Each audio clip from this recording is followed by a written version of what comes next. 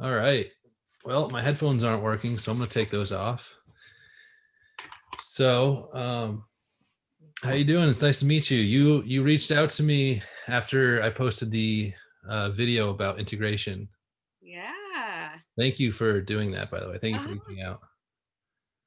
I'm just shaking with excitement to talk to you. Yeah, Nice I'm. to meet Me you. too. Me too.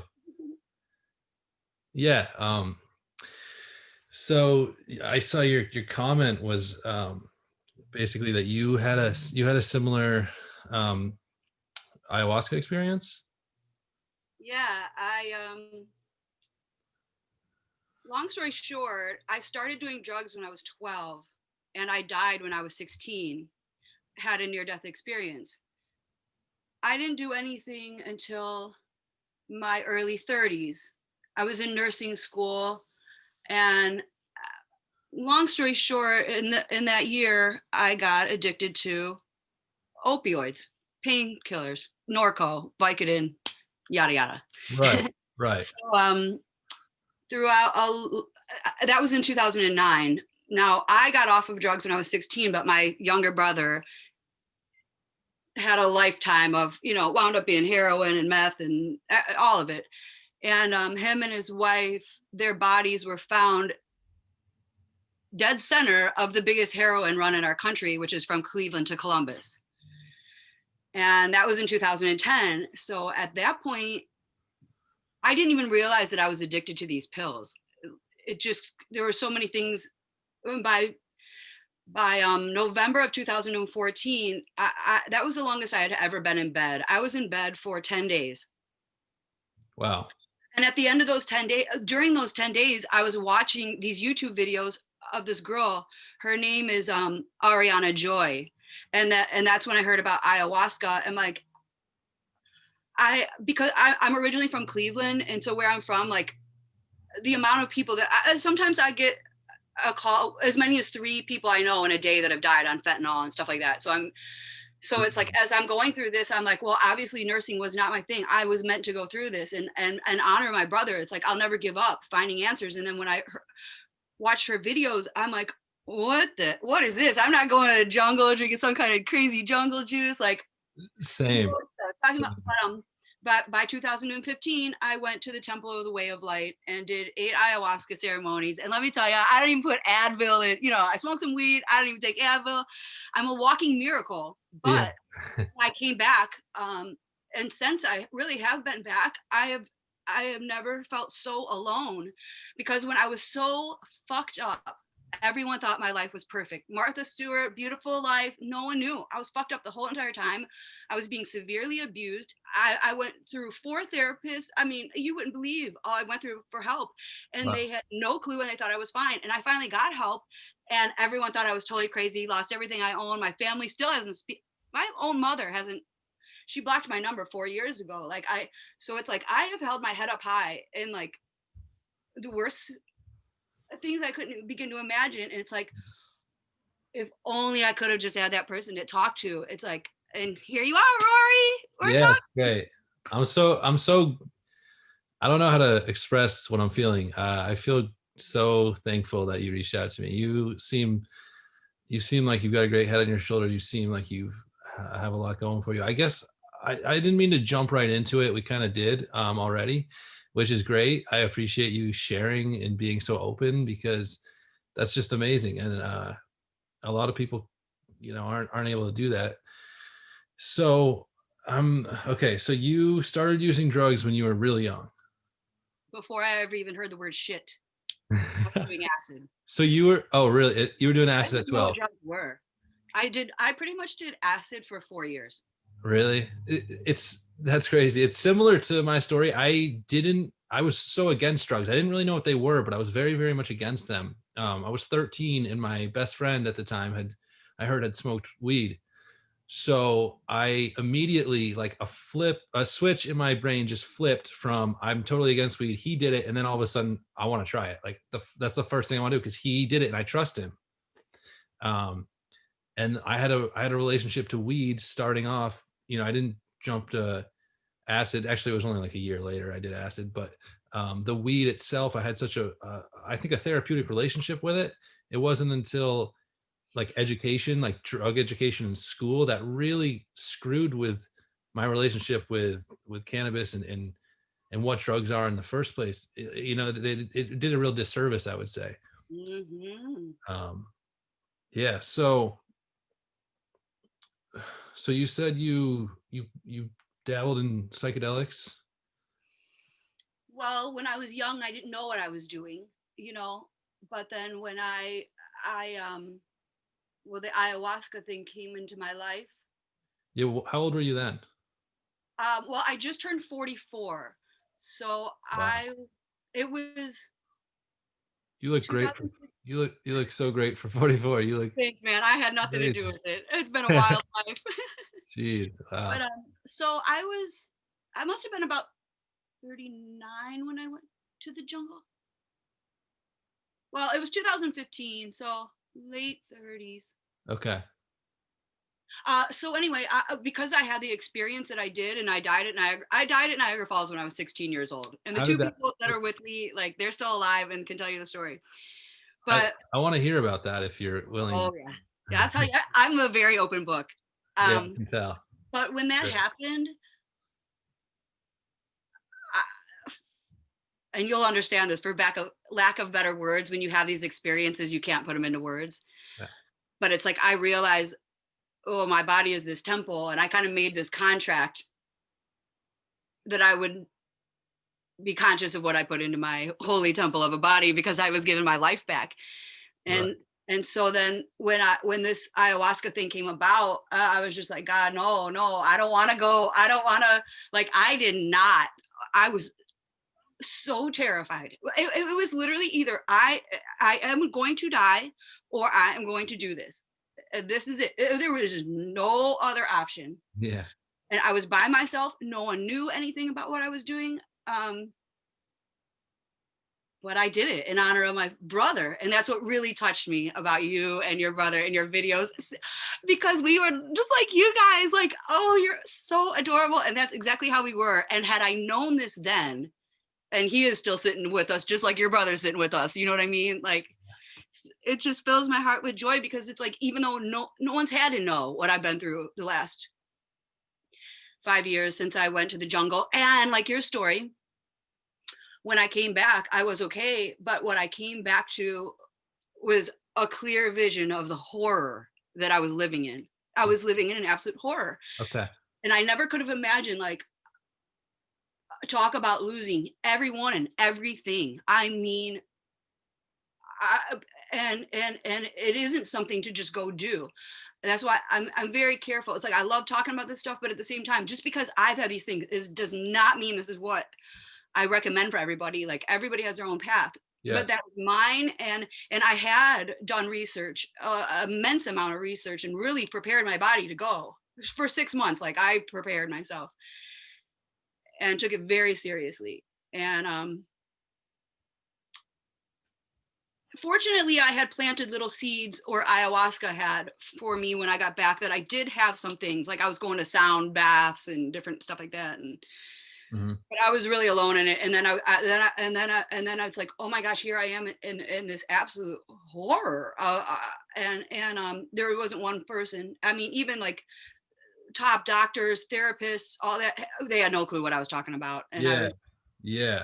it wound up being very bad, a bad scenario, unsafe, all that. Fortunately, You're talking about when you got back? yeah, the integration. Right. Okay. I'm still struggling with it, because Okay. it's like I'm bursting at the seams with all these things, Yeah. but there's just like no outlet for it. Yeah. That's huge. A huge thing that I ran into as well is like there's no capacity for the medical industry to even understand um, or help with integration with psychedelic substances, which is, I think, is gonna change. I think that's changing slowly throughout I do. the country and the world. But um, yeah, like I was like, I had a therapist, and I was like, I wanted to talk to them about my ayahuasca experience, and they had no capacity. They basically were like, I can't help you, which is fine. I mean, they never claimed to be able to help me, but you'd think a therapist, anyway. So yeah, I'm curious about. Well, the therapists are trained in the American medical Yeah, system, right. and the stuff we're talking about is illegal in our country, and Which so is it yeah. goes to higher levels of bigger things that are going on that.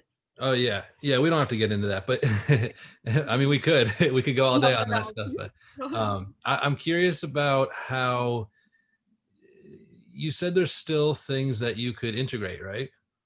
Or talk about maybe or explore. Because like, I just want to say for me, just to tell you straight up, after the ayahuasca, I had this profound experience, so many revelations and feelings and things. Then afterwards, I kind of had people to talk to, but it wasn't like I could really explore them, except I was left to my own device to do that.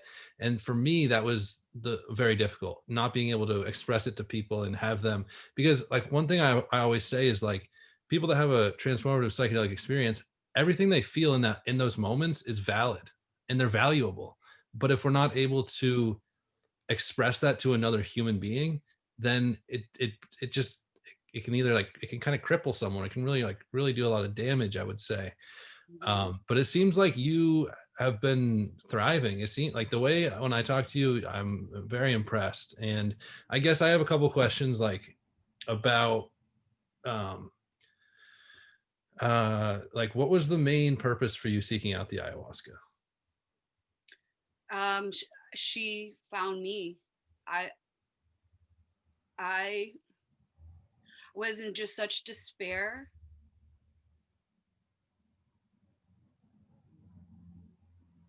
real despair for a very long time.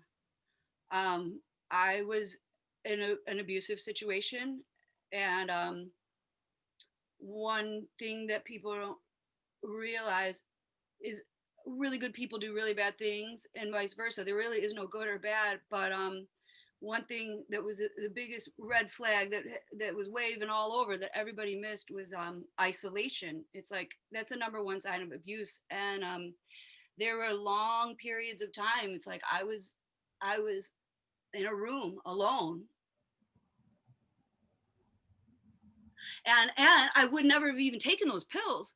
But how do I get through this? And I'm really grateful that I had those pills, because it it was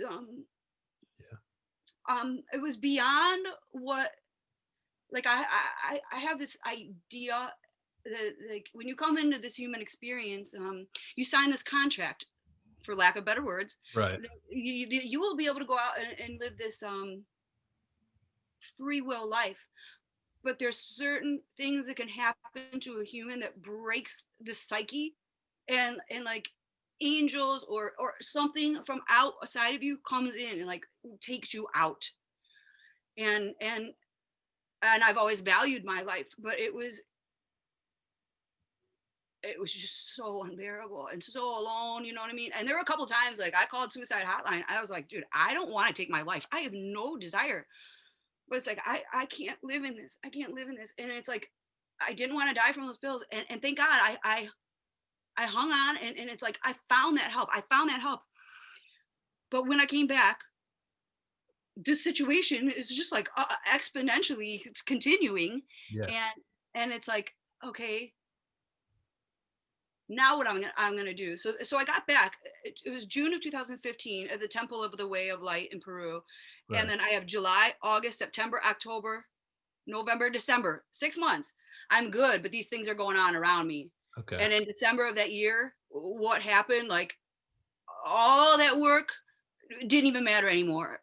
Something happened that broke my heart so bad. I called up my dude. I was like, bring it all.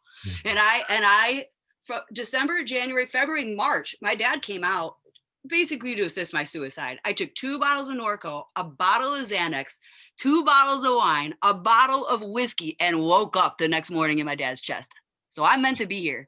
Yeah. And I laid in that bed. Wow. I went back to bed April, May, June, and July. July of 2016, some angels came in and did a monumental rescue of old Karla Noble. And you Wow. know, Wow. Yeah, that's a miracle right there. I mean, on The Walking Dead, baby. yeah, I feel the same way, I mean, distinctively different, I'm sure, but my story, I used heroin for 10 years and I was on methadone for 7 years, and you know how addictions get over time. They're not linear. They get exponentially worse with time. So 10 years in, all this shit is piling and I have less and less hope about the future. And I pretty much overdose, and I'm pretty much, I do die. I mean, I'm brought back to life, but um I have this ayahuasca experience, and I'm not, and like you said, these, we should be careful about, I want to be careful, and that's kind of what my video was about, telling people. I would never tell a person to do a psychedelic, but and I didn't want to do the ayahuasca either. I was the last person. My brother kept telling me, maybe you could check it out, try it out. He's trying to show me all his studies, and I was the Mhm. last person that wanted to hear that. But one day I was just woke up and I was just like, screw it. Like, I have no other option. Like, I'm going to die. So might as well experience it, I could, and My then computer's doing something. Give me 1 second. It was doing some Adobe update thing. All right, there we go. Sorry. Carry no on. problem. No problem. No, no, it's just that then I had that experience, and pretty much overnight, um, I stopped. I mean, it wasn't just the ayahuasca. It was really the integration that we do. And I don't think you really know what we do for. I watched it with your Okay. brother and your dad and your friend Tom. Yeah, yeah, exactly. My brother Ryan and my friend Tom, it was actually just us three. My dad has joined, which is really cool in a lot of ways, but it didn't start with him. It just started me, my brother, and Tom, my friend Tom, and we just kind of went into the woods.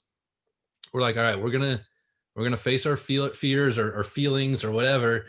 And yeah, we do. I don't think it's necessary to say this, but we do use cannabis. Yeah. Um, but like, we really only do it in that setting. And so, I mean, you smoked weed. I don't know if you still do, but Oh, yes, I do. It okay. helps me. I have high blood pressure, and, Yeah. and I definitely use it as a medicine. Yeah. I mean, I Well, used to, yeah, I used to be like wary of it. I don't know what, I mean, just, I think the problem was when I was using the hard drugs, when I smoked weed, it made me deal with some shit. And that's what I didn't like. So I never used weed because I hated it my whole entire life until all this happened, and it's been something that's like it helps me get natural sleep. It takes the edge off because I deal with trauma, yeah, of course. So Yeah. it does help because it's like, you know, I could take that and get a really peaceful, wonderful night's sleep and wake up and feel good, stuff like that. But Yeah. anyway, Yeah, absolutely. So, yeah, so I mean, I regard cannabis as a plant medicine now. I mean, it is a plant medicine. I mean, it's virtually non-toxic. That's the thing about the psychedelics as well. They're non-toxic. Almost every substance in this world. I mean, I don't want to speak like scientifically, but a lot of substances in this world are toxic. Almost all of them. I mean, a lot of them. Even, so I guess I was gonna say even some food, like food, it can is inflammatory in your body, but psychedelics, like plant medicines, aren't. They're non-toxic. Psychologically is a different story. Like you were saying, I had to go through a lot of shit, a lot of stuff that wasn't, I didn't want to, but luckily, like, the ayahuasca came at the right time, and then all of the stuff that followed kind of came at the right time. So this whole year has been friggin' nuts. Like, probably what it was like similar to you in 2016 in a way. I mean, I don't know, but I'm just saying, like, I was able to get off methadone, which I never thought I would. And then it's slow. It's a slow process, like getting to where I am today and but like now I look at the future and I see it. I really, for the first time in a very long time, I really feel optimistic about it. well, I have to tell you, I am so proud of you. Like, you fill my heart with so much joy because even though my brother isn't sitting here in this form, you bring me the closest thing as if I could be talking to him right now. Yeah. And he wanted like all these things. My brother was brilliant. We just didn't know about this stuff, and that you live where you are. It's like, as you tell your story about getting off and the methadone and this and that, it's like you took every resource you had available to you, and it's like I had certain things, and it's like that's the best thing about exactly what you're doing. It's like we're sharing each other's things, because it's not going to be anything the two of us have ever done that's going to help another person. They're going to go through their own path, but Yeah. it really is this connecting of Yes. that. It's just, there's nothing more important. Yeah.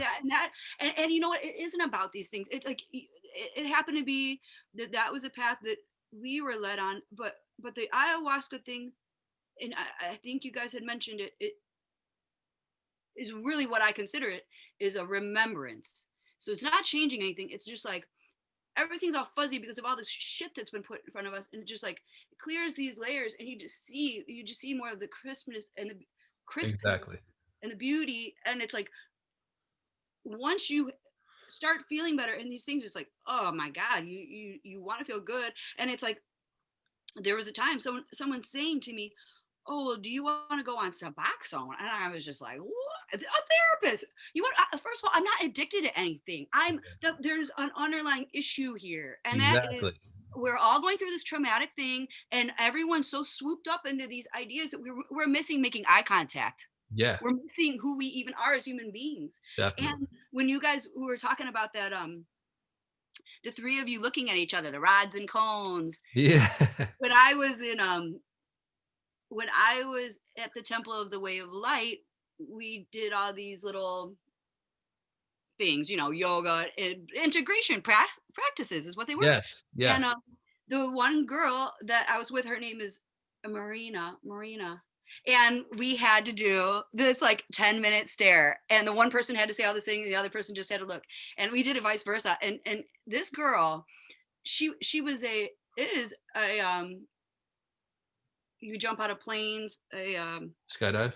skydiving instructor, and she fell out of the sky, and her parachute didn't open, and they said she'd never walk again or talk again. Oh well, guess what? She's walking and talking, and like, Man, I mean, that's great.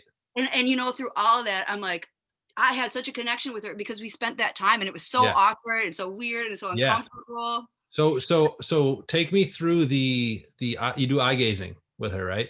So one thing I've found is the start of the eye gazing is always super difficult and super awkward, and it's like, what the heck am I doing? But like So awkward. as it progresses, it there's just no words for a lot of the experiences I've had when I'm up in that setting and I'm looking.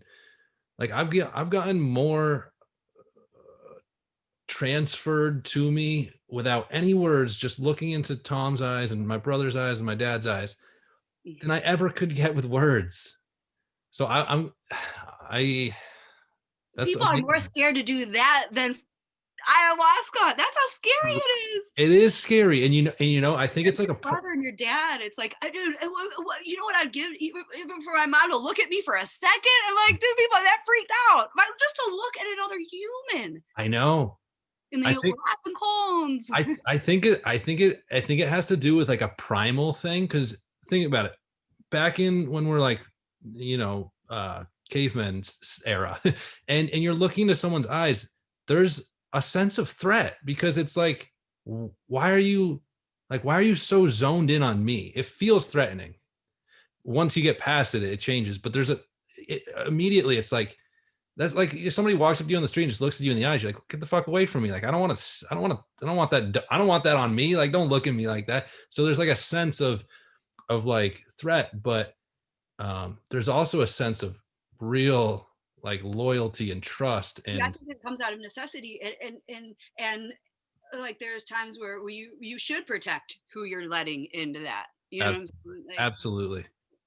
because it is that powerful. Exactly. That's why like I'm impressed that you did it with a stranger. Well, we knew each other. We'd been through a couple ayahuasca ceremonies, so Okay. we've known each other for many moons. Yeah. That's good. That's great.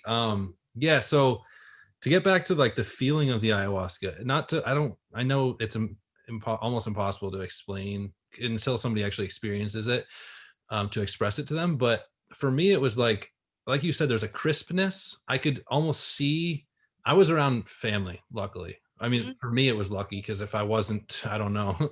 But, I kind of like throughout that trip, I revisited what it felt like to be a kid around my family. And that was super powerful because it gave me this like childlike hope and outlook on the future. And then so there's this crispness, like you say, and then there was like I could see right through, like feel. It's just it's like a feeling thing. It's not thinking. In our everyday life, we're always thinking, what are the people thinking? When I'm on the ayahuasca, it's like I can just feel. And there's another thing about it is like they call it Mother Ayahuasca. It's like this motherly presence just kind of throughout the entire thing, just telling me it's okay. You're in the right place. Like where you are right now is exactly where you should be. I don't know if you felt that. I'm sure you, it looks like, Oh, I'm very connected with that spirit. yeah, that's amazing. Yeah, you inspire me. I mean, Oh, you inspire me. It's like it's my favorite thing in the whole entire world to about to talk about, but I really have never been able to. And it's like I tell my friends all the time, you just wait. I got this big story. You just wait. And it's yeah, like, but I haven't been able to do it because no one really understands. No one yeah, even knows what I'm talking about. So it's yeah. like, Carla, I feel that. I feel that 100%. And it's a tragedy because in my words, it's a tragedy because I think of like the 60s, okay? And there were people that took psychedelics and had these revelations, but nobody would listen to them. Society cast them away. The homelessness rate went up so like drastically during the 60s after the Vietnam War and the psychedelic like revolution. It's like, well, in a lot of psychiatric, like people going to psychiatric wards, it's like, well, mm, instead of calling them psychotic, why don't we just hear these people out? Like maybe whatever they have to say is valid and valuable. We don't have to take everything literally, but we can try to feel and hear people. And so like what you just said, like us talking about this, it's not just like, yes, it's a connection, but it's also us expressing. It's like a release of emotion and stuff that's pent up over time. And like it's honestly like Ryan, my brother, I'm grateful for him. I think he's like, yeah, we need to be connected. And it's like without that, I don't know where I wouldn't be here if it wasn't for trying to connect, because like people can. I kept doing what I did, waiting for a day like this to come into my life. If this makes one boy come home to his parents and not die, it was all fucking worth me looking like a total idiot. Absolutely. You know what I mean? I have nothing to lose at this point. Like this, Yeah. this I live for this. Yes, that's amazing, Carla. I'm so glad that you reached out to me. And don't worry, I listen. I'm still buck wild. I'm really fun. I'm the life Yeah, of. Nothing about me has changed. It's like, but right. but I Well, that's okay. well yeah. It's just that's interesting because you've heard of AA. I don't know if you go. Mhm. You do? What about it? Do you go to AA? Oh no. Okay. Well, I have been to AA Right, meetings, right, right. I've but been to. I'm not an alcoholic, and I do drink. You know what I mean? But I don't Yeah. drink a lot because Okay. But So I've done it all. You know. yeah, exactly. I've done just about all of it too, as well. And Are you sober totally, other than the when you do the I? no, so this is the thing is a lot of times I don't even like to talk about it, but I do want to be open. I want to be honest. I just don't want to push other people away. And I don't think that's going to happen because I'm being honest. So I had a heroin addiction. Never such a problem with alcohol, although alcohol definitely affected it. I knew when I drank, I could get into states where I wanted to use heroin. But since becoming clean and getting off of it, there's no desire whatsoever inside of me. And I'm only speaking for me personally that wants to use heroin because I associate heroin with death. I remember that feeling. It was just a let go and die. And that's the feeling I get. So I do drink, not often, but I do enjoy drinking every once in a while. Mm-hmm. It doesn't really matter how often, honestly. I'm off heroin and that's like the number one thing I wanted to do. But so I guess what I'm saying is like, I don't know what I'm saying. I guess it's just like I've been to hundreds of AA meetings in my life. I've been using for 10 years. So, um, and I think AA is beautiful if it works. It just did not work for me. It never worked for me because there wasn't the real connect. There was a connection and the unity and a brotherhood there kind of thing, but Yep, you're looking for integration, and that's a good one, but it's what it is, and it's not for everyone. And here's how I feel about it. I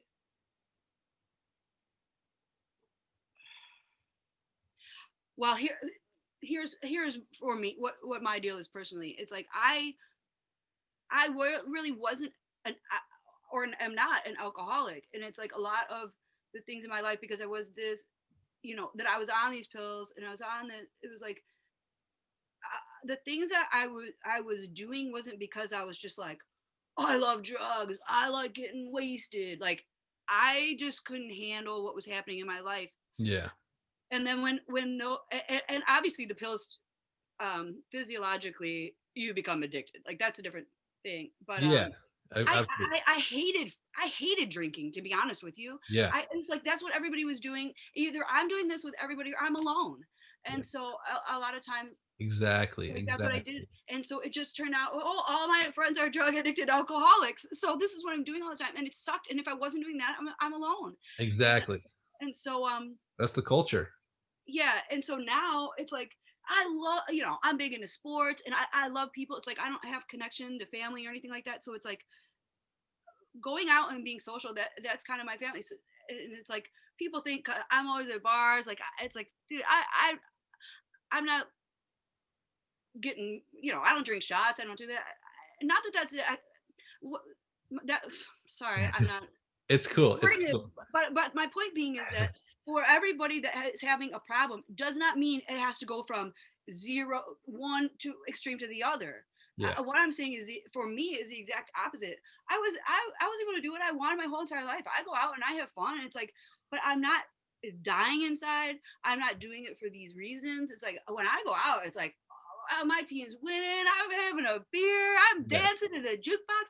I'm, I'm having a good time, and it's right, like right. I don't think, oh, I gotta, I don't have. And actually, it's like my body doesn't even want that. Like I don't think like that. Good. My That's great. mentality is different about it. It's like when it would have been before that, it was just like I would be doing stuff because nothing was okay. Now I'm just doing what I'm doing because I'm having a good time. I mean, I'm hurt inside. Like I'm Right. struggling with all these things, But you but can, because of all the things I've been through, I will always hold my head up high. You know what I mean? Like I'm strong. I can go through it. I mean, even all these bad things that are happening, it's like I will always keep my head up high about it. And yeah, because we are the ones that are setting the example. exactly. So I can relate to the feeling of not wanting to do those types of behaviors because or doing the behaviors in the past because we were for myself, I was so uncomfortable with myself and where I was in life that I needed those escapes, like alcohol and other stuff. But now when I do it, it's more, and that's why, and it's more of like like you said, a celebratory thing. It's more of I'm using it in a different light, and not to justify like alcohol, but I guess what's interesting, like Ryan and I, what we want to talk about is like drug education and talk about these drugs because when I was younger, I was told all this propaganda and false information about drugs, and it just didn't help. And I think like a new approach, at least what Ryan and I were thinking, was like, okay, let's just tell people that drugs aren't good or bad. They are, just tell them exactly what they are and what they do, what they can provide. Because not that we want people to use drugs at all, but people do. People, kids turn to drugs. This is just a reality that we already know this. And let's at least be honest and tell them you know, just be factual about it instead of, oh, you smoke because weed I and mean, you can have psychosis and yeah, yeah, because our whole entire country is on drugs. I mean, I wonder how many, if you include, pharmaceuticals, everybody considers a drugs, whether it be cigarettes, caffeine. Yeah. What is the one person that's not on any of these things? Like, what percentage of our country is really of clear mind? Oh my gosh. Pharmaceuticals are very toxic, and they're rampant. There's more people on pharmaceuticals than there are probably on illicit drugs. Have you seen that movie From Shock to Awe yet? I love it. Where the guy has 90 prescription bottles, Yeah, that's but wild. they won't give veterans a joint. Yeah. That's an amazing movie, right? What is going on? Hello. Well, Crazy. like you said earlier, it's probably forces that are higher than we have Oh, yeah. access to. That's a whole nother Yeah, ball game. for sure. From Shock to Awe is awesome because that guy has like severe PTSD. He can't even drive down the road after coming back from war, and he has an ayahuasca session or a few ayahuasca sessions. Looks like a completely different person afterwards. Just like a much more clear-headed, like improved version of himself. I mean, his story is totally different than mine, but I mean, I was so sick that on like that 10th day before I went to the jungle, or I watched that girl for 10 days when I was in bed before, and that was the first time like I could walk. Like I I couldn't take my foot off the bed and put it on the floor and take a step because Really? getting because you I was on those pills for so long. Yeah, It's like, your body quits working, your detox definitely. everywhere. It's like even when you are off of them, you have no circulation. It's like just I mean, you're still. It's like I at that point in time, like, oh, I thought for sure, like, I'd be dead. I didn't think I'd live through it. I'm like, I can't even walk. You know what I mean? Right. There's just nothing left. Right. Like this, all the strength kind of deteriorated because you weren't using. Yeah, and you had no food, and yeah, it gets so crazy, and it's like, whoa, how that just shows you how much of a miracle our bodies are. Yeah.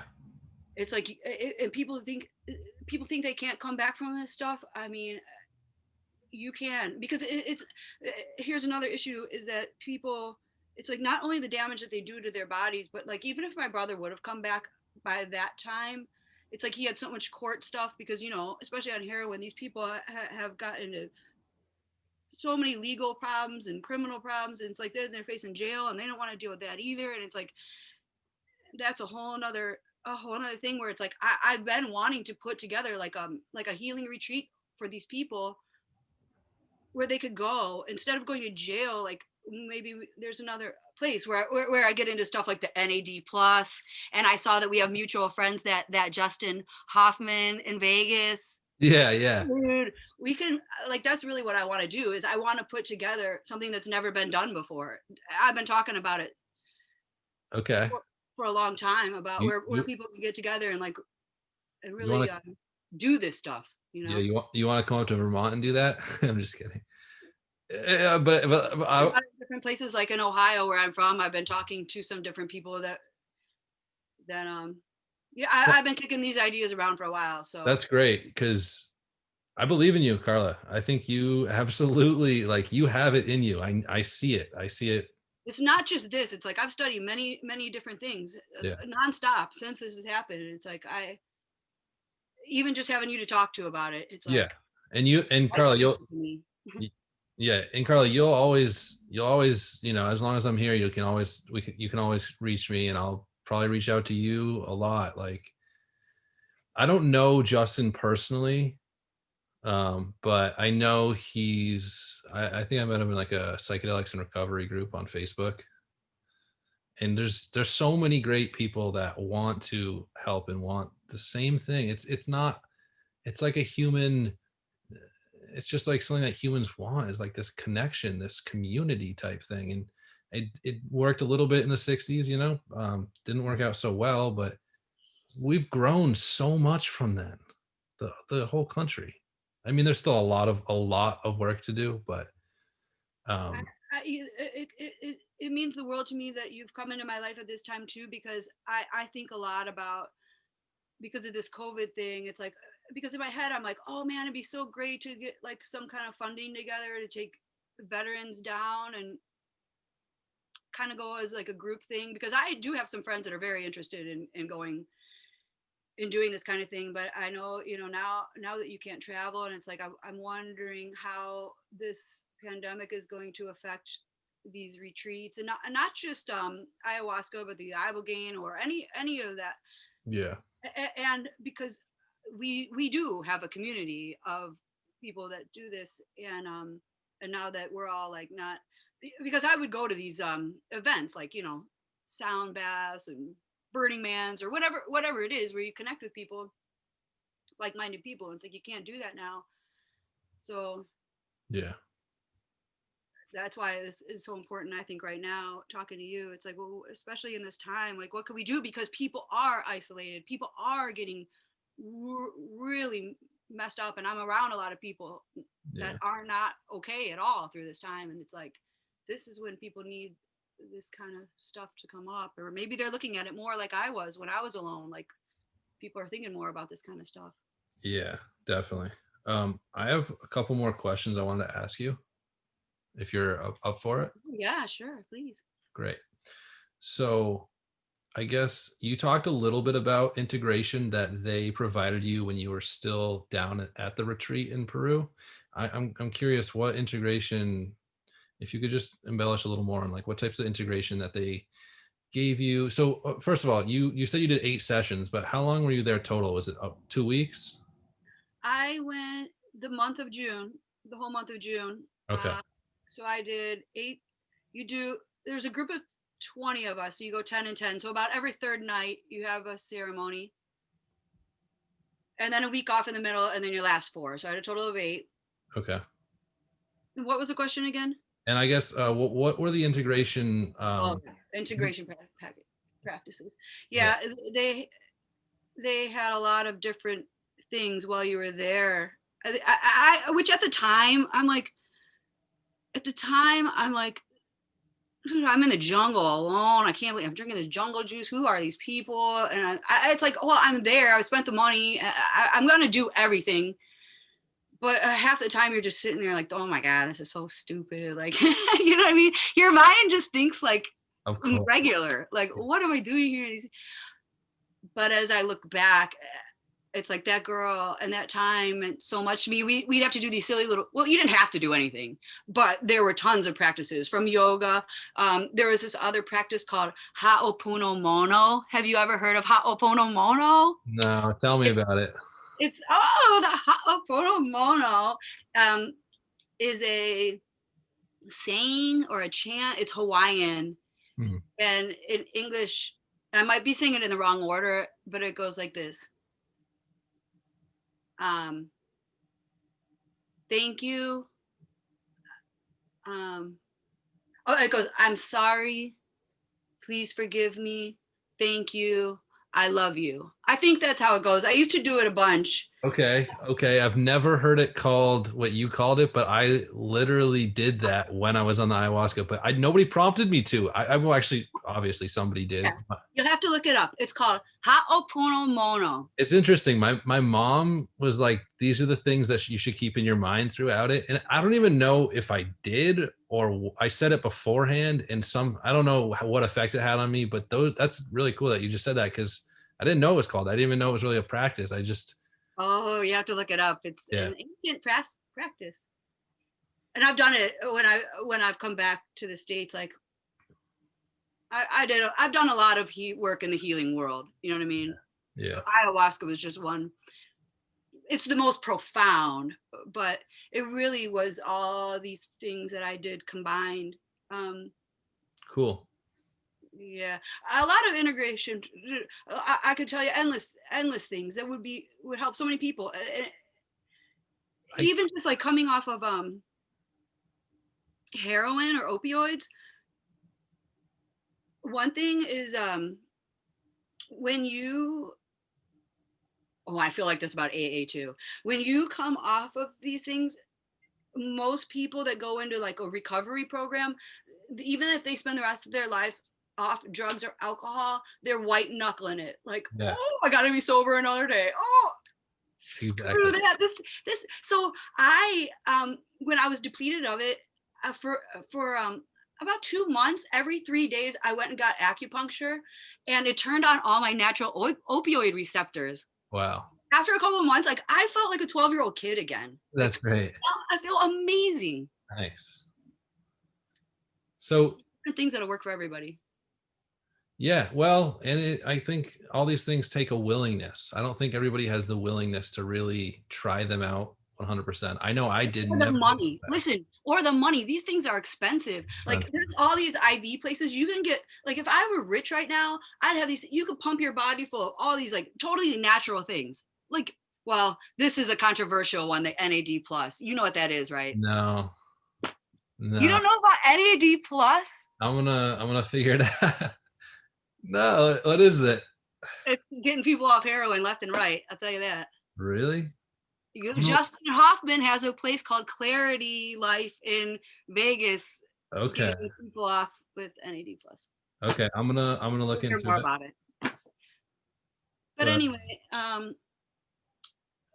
all these things, they cost so much money. It's like people are spending $500 a month for stupid insurance to go to these hospitals that aren't doing anything. And it's like with that amount of money, you can get some of these things that like are totally natural and make you feel amazing.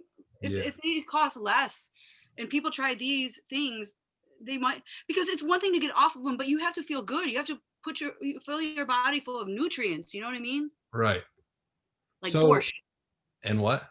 like beets and borscht and things that make you feel good, man. You got to have your nutrients. Definitely a holistic nutrition. My nutrition has changed so much since Yeah. since doing the ayahuasca. I mean, since getting clean, since everything. But um, yeah. So okay. So you had like integration, some integration, but like, and it seems like you still do healing work and stuff. I guess to an average person like me, somebody who doesn't, not that I don't take care of my body, I definitely do. I've changed a lot of habits, but like somebody who doesn't really do healing and whatnot. I guess what I'm trying to get at is the integration after the ayahuasca down at the retreat enough for someone coming back into society? Because that is the issue that I really see. I'm so glad you asked, because there's two different things. When I say, because in one way I had great integration practices, but I had no community or support. Okay. Humans. Right. It's like I had the money and the wherewithal to scrape myself up and go do these things. So that's one aspect of it. I can sit here and list all sorts of things that could help, but the other side of that is community. Yeah. That That's like that's one of the, well, that's I guess a necessary part of integration, right? I mean, that's the part that was missing for me. when we're humans, we're social beings. Like that's like right when we're born, we have this social gathering, and it's just like, You go too long without being touched, you die. I believe it. You're not meant to just be yeah. I Connection, exactly what you and your brother are doing is so important. Have you checked out our podcast yet? I watched some. You watched some of the videos, I know, because you told me about that. And then I know there was that one on death. Death is a big one. Yeah, Yeah. I listened to some of them. Yeah, no, I mean, I'm only curious. I'm not saying that I'll listen to all of them. Once I get down a little rabbit hole, I'll watch everything you guys got going on. Yeah, we just talk about a lot of things, and the premise of it is, like you just said, is connection instead of disconnection, because he didn't have a drug necessarily. I mean, he gets into it in the podcast, but he more had a people can mentally check out, disconnect through TV, through video games, through anything, pharmaceuticals, like literally anything there you can find. We're humans, we can find anything to use to escape, the present moment, I guess, is really what we're trying to get at. And yeah, I mean, you kind of talked a decent amount about coming back to the States after the retreat. Yeah, I don't know, I mean, you've definitely covered it. So I guess another question I have is if you could have more integration and support now, what would that look like in your words? And I think we just talked about it a lot, but I mean, you really, and us talking here is really it, because I hope, maybe you can send me this video, and I can send it to some people in my life, that, like, maybe my mom, yes. uh, or these people. It's like, I mean, most specifically that I really feel abandoned by is like the women in my family. Um, I mean, those are the people. My life is so private, the things I've been through, and when I went through these things, those are supposed to be, especially being like a woman. And I haven't heard from these people in so long, and it hurts my heart so bad. And it's like, well, maybe if they see this, Yeah. they'll think, well, where? I mean, they don't even know where I am. Like, where am I? I mean, I had this beautiful home in Los Angeles, and I went from having everything, Rory. I mean, what to look on the outside world like. I lived in Walt Disney's old house. I mean, I worked so hard my whole entire life. I the most to the outside Right. you could imagine. And Yeah. I went from that to losing my home in March in February of 2017. I was homeless. I didn't. I lost literally every single thing I own: my clothes, cars, home, furniture, identification, bank cards. I went literally homeless and starving. I've been working since I was a 16-year-old kid. You know what I mean? Like, no one's ever given me $1. And I went, literally everybody I ever known thought I went totally nuts and completely crazy. And Yeah. you wouldn't believe it, where I wound up and how I made it out of it. But that never should have happened, because I do remember people saying, well, you could come back and this kind of thing happened. And that is exactly what happened to me. I mean, I was in and out of hospitals. Yeah, in a very, very serious, horrible situation. I mean, I still shake about it. It's like it took me almost, well, it took me a year just to get a driver's license to show who I was as a human being. Like, I lived in Vegas for 10 years. I opened up nightclubs, and it's like, dude, who am I? Like, I couldn't, after everything I've done, how do you get a job? How do you, and it gave me such passion for these people. It's like, never should I have been in this situation. And these things happen. And it's like, the more friends died, the more things happen. It's like, the stronger I got. Because like, I carry all this with me. It's like, Yeah.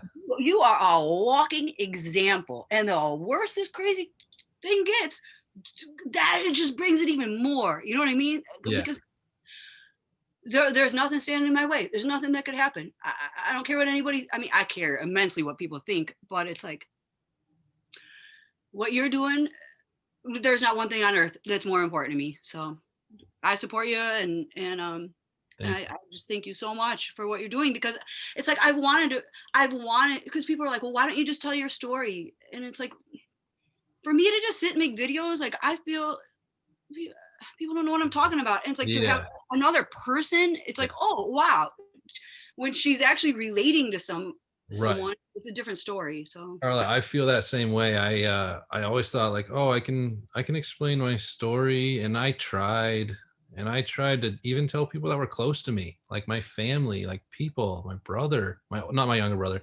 He was always pretty much there for me. I'm talking about other people, my older brother, and he thinks when I say the word psychedelics, he doesn't even give it any I'm not trying to like bash him at all, because he's come around a lot. But when it first happened, I told him about it. He was like, I don't like, there's no reason that I would believe in that, because there's no like science to back psychedelics helping.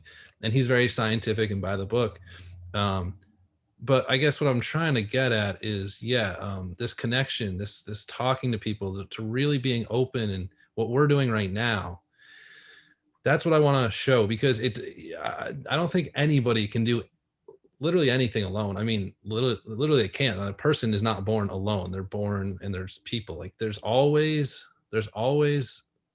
and to get anything to really start going, there's always another person, couple people, like a community. And I'm so lucky that I have had my brother Ryan, because without him, I would I mean, I was dead. I would be dead. You know what I'm saying? So My brother did lose his life, but because of him, I have mine. Like that yes. is really how it is. Yes. Because of what happened to him, that is what made me so powerful. Yeah, I can see that, Carla. I I had a love him friend. so much. It's like I know. there's nothing I wouldn't do. And he was my younger brother, 13 months younger. But being the boy and me being the girl, it's like I always knew he felt in that like I should have protected her. That's how he feels. Like Yeah. my brother is unsettled Yeah. because he feels like as the man, but it's like no, you're my younger brother. Yeah. This is my. It's like I need him to, and I was able to like in the ayahuasca, I my third ceremony. It's like that's when my brother and I got together and we broed out. You know what I mean? Word. And Good. it's like, dude, my brother, you go. I was like, I got this, man. You just go enjoy. I'll see you in a few. You know what I mean? Cool. Cool. Cool. That's but what you're doing right now and like the way you're living and what I can tell from you, and I've only just met you, but it seems like what you're doing is you're really living true to what he would want. And that is I'm alive, is exactly. because of that.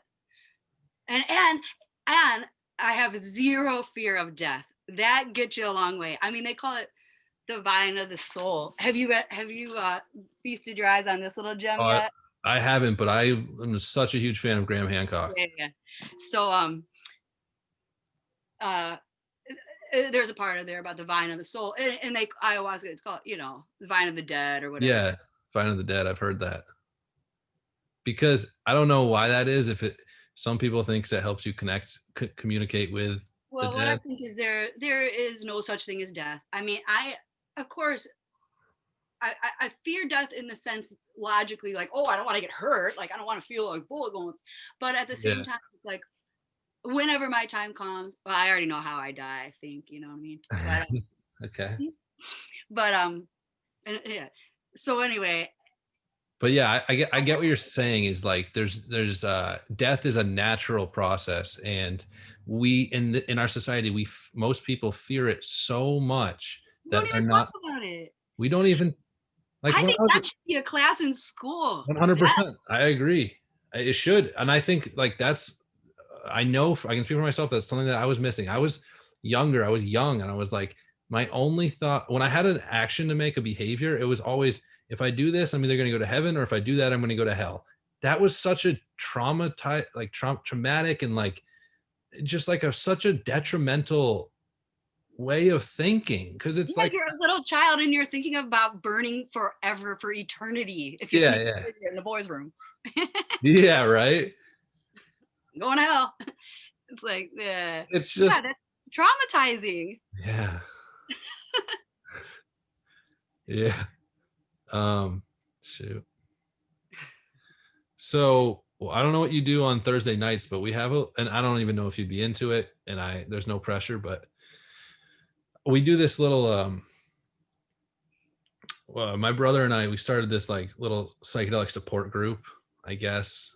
And you seem like I don't know if you'd be into it, but anyways, on Thursday nights around like 6 p.m., we have this little group that we all meet on Zoom, and there's like 14 people, and some weeks it's less people, some weeks it's more, but if I don't know if you wanted to join, it's only like an hour. Yeah, I'd love to. I'd love to introduce you to everyone, because it's just a little little community, and we're still getting to know each other. We don't know each other all that well. But Ryan and I, Yay. yeah. So I'll send you a link, and I would love to see you there. It's up to you, if you're, I but would love to. anyway, sorry. I would love But to. yeah, so yeah, this was a great talk. The thing is, like, I was thinking about, like, Ryan and I, we want people to hear us, but even if we don't get like a lot of attention, it doesn't matter, because me and you talking right now is all I can ever ask for. it's not, like, yes, of course I want people to hear our story and relate to it and reach out, but I can't control externally. And we don't have to. Yeah, that's the truth. When was the last time you did ayahuasca? You just did the two, right? Yeah, so it was yeah, it Did you was kind of, have the intention of getting off of heroin that or was that was like the main intention. okay? So, the thing with intention is, unless you're extremely conscious of it and really feeling it, intention doesn't mean anything. At that point, I was pretty much dead, dying. I was using heroin every single day, and it's weird. I remember like a week before the ayahuasca talking to one of my good friends, and she goes, do you think you'll ever get off heroin?" And methadone. I go, I think I said like, yeah, but in my head, there was no hope. I didn't have any hope. I pretty much accepted that.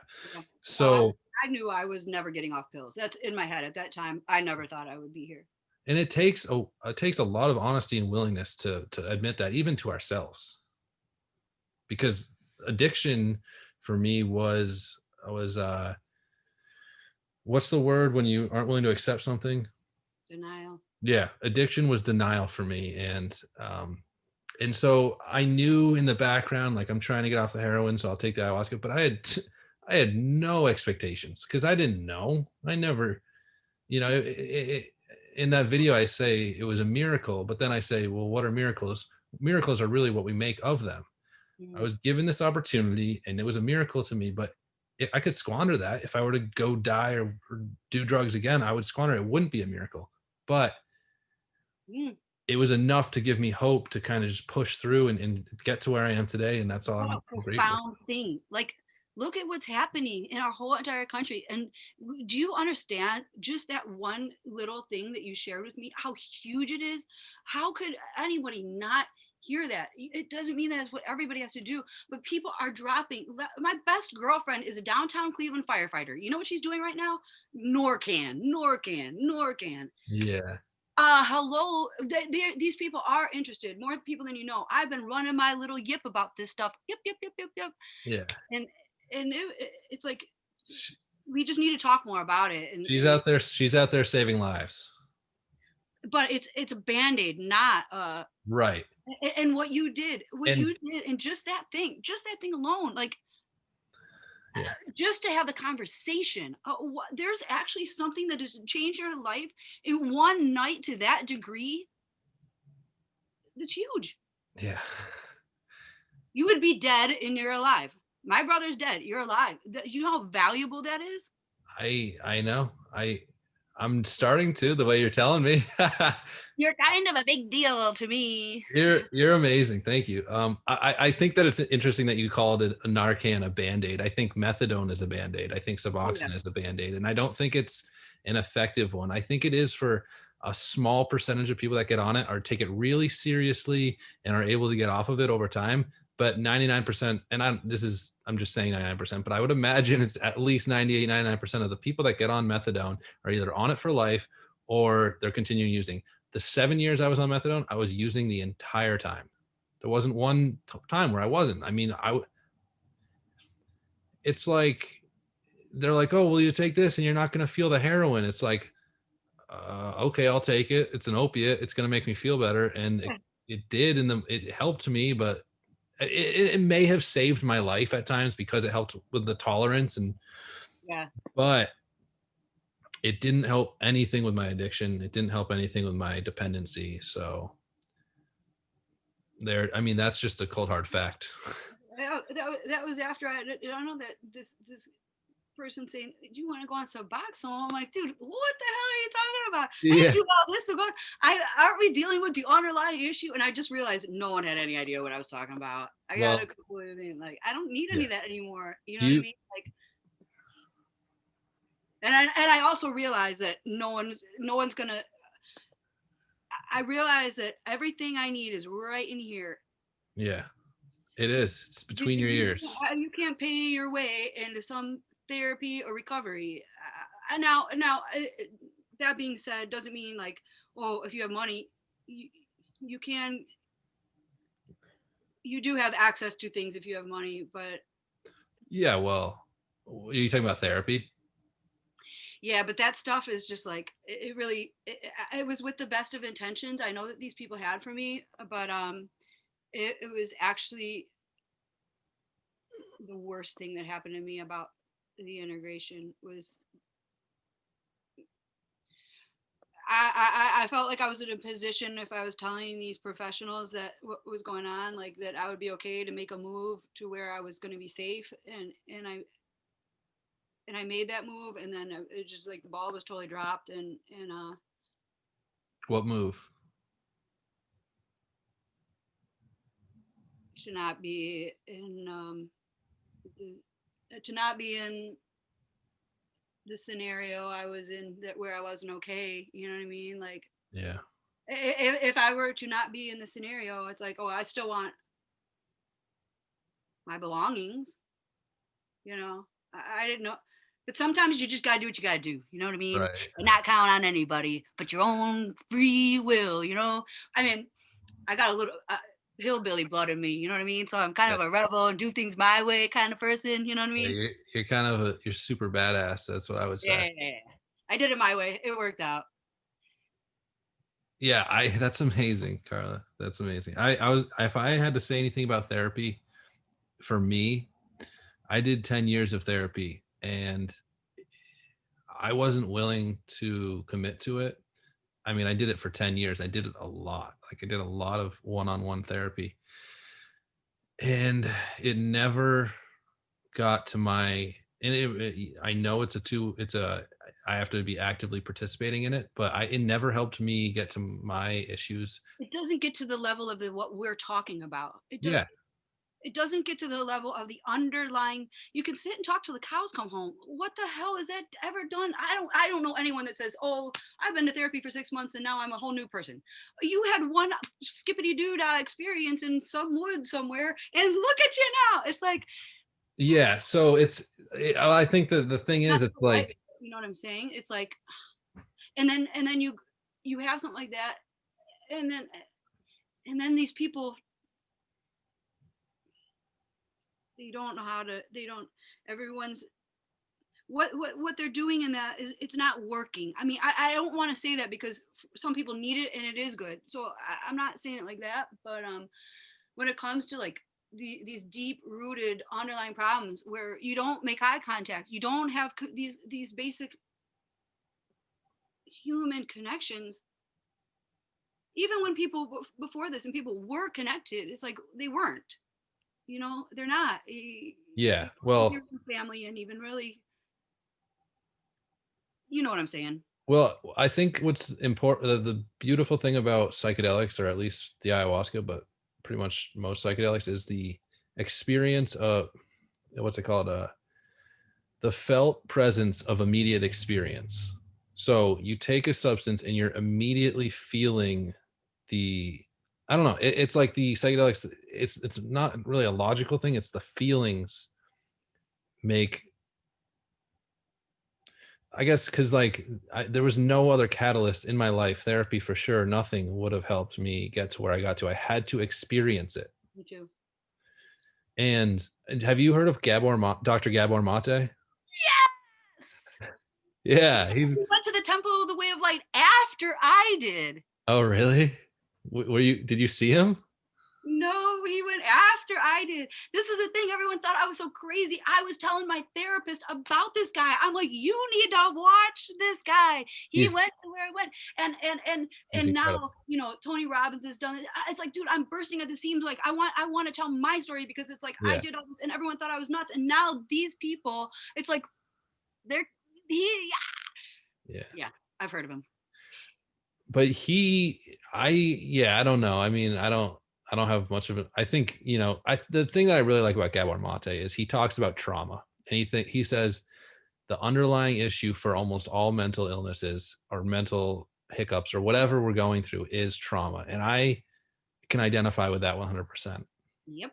I think everything comes down to mental illness or whatever comes down to trauma and unresolved trauma. And that's Yep. so And I mean, you know it, I know it. I think everybody suffers with trauma on some level, you know. And it's not being dealt with. It's being, It's being swept under the rug.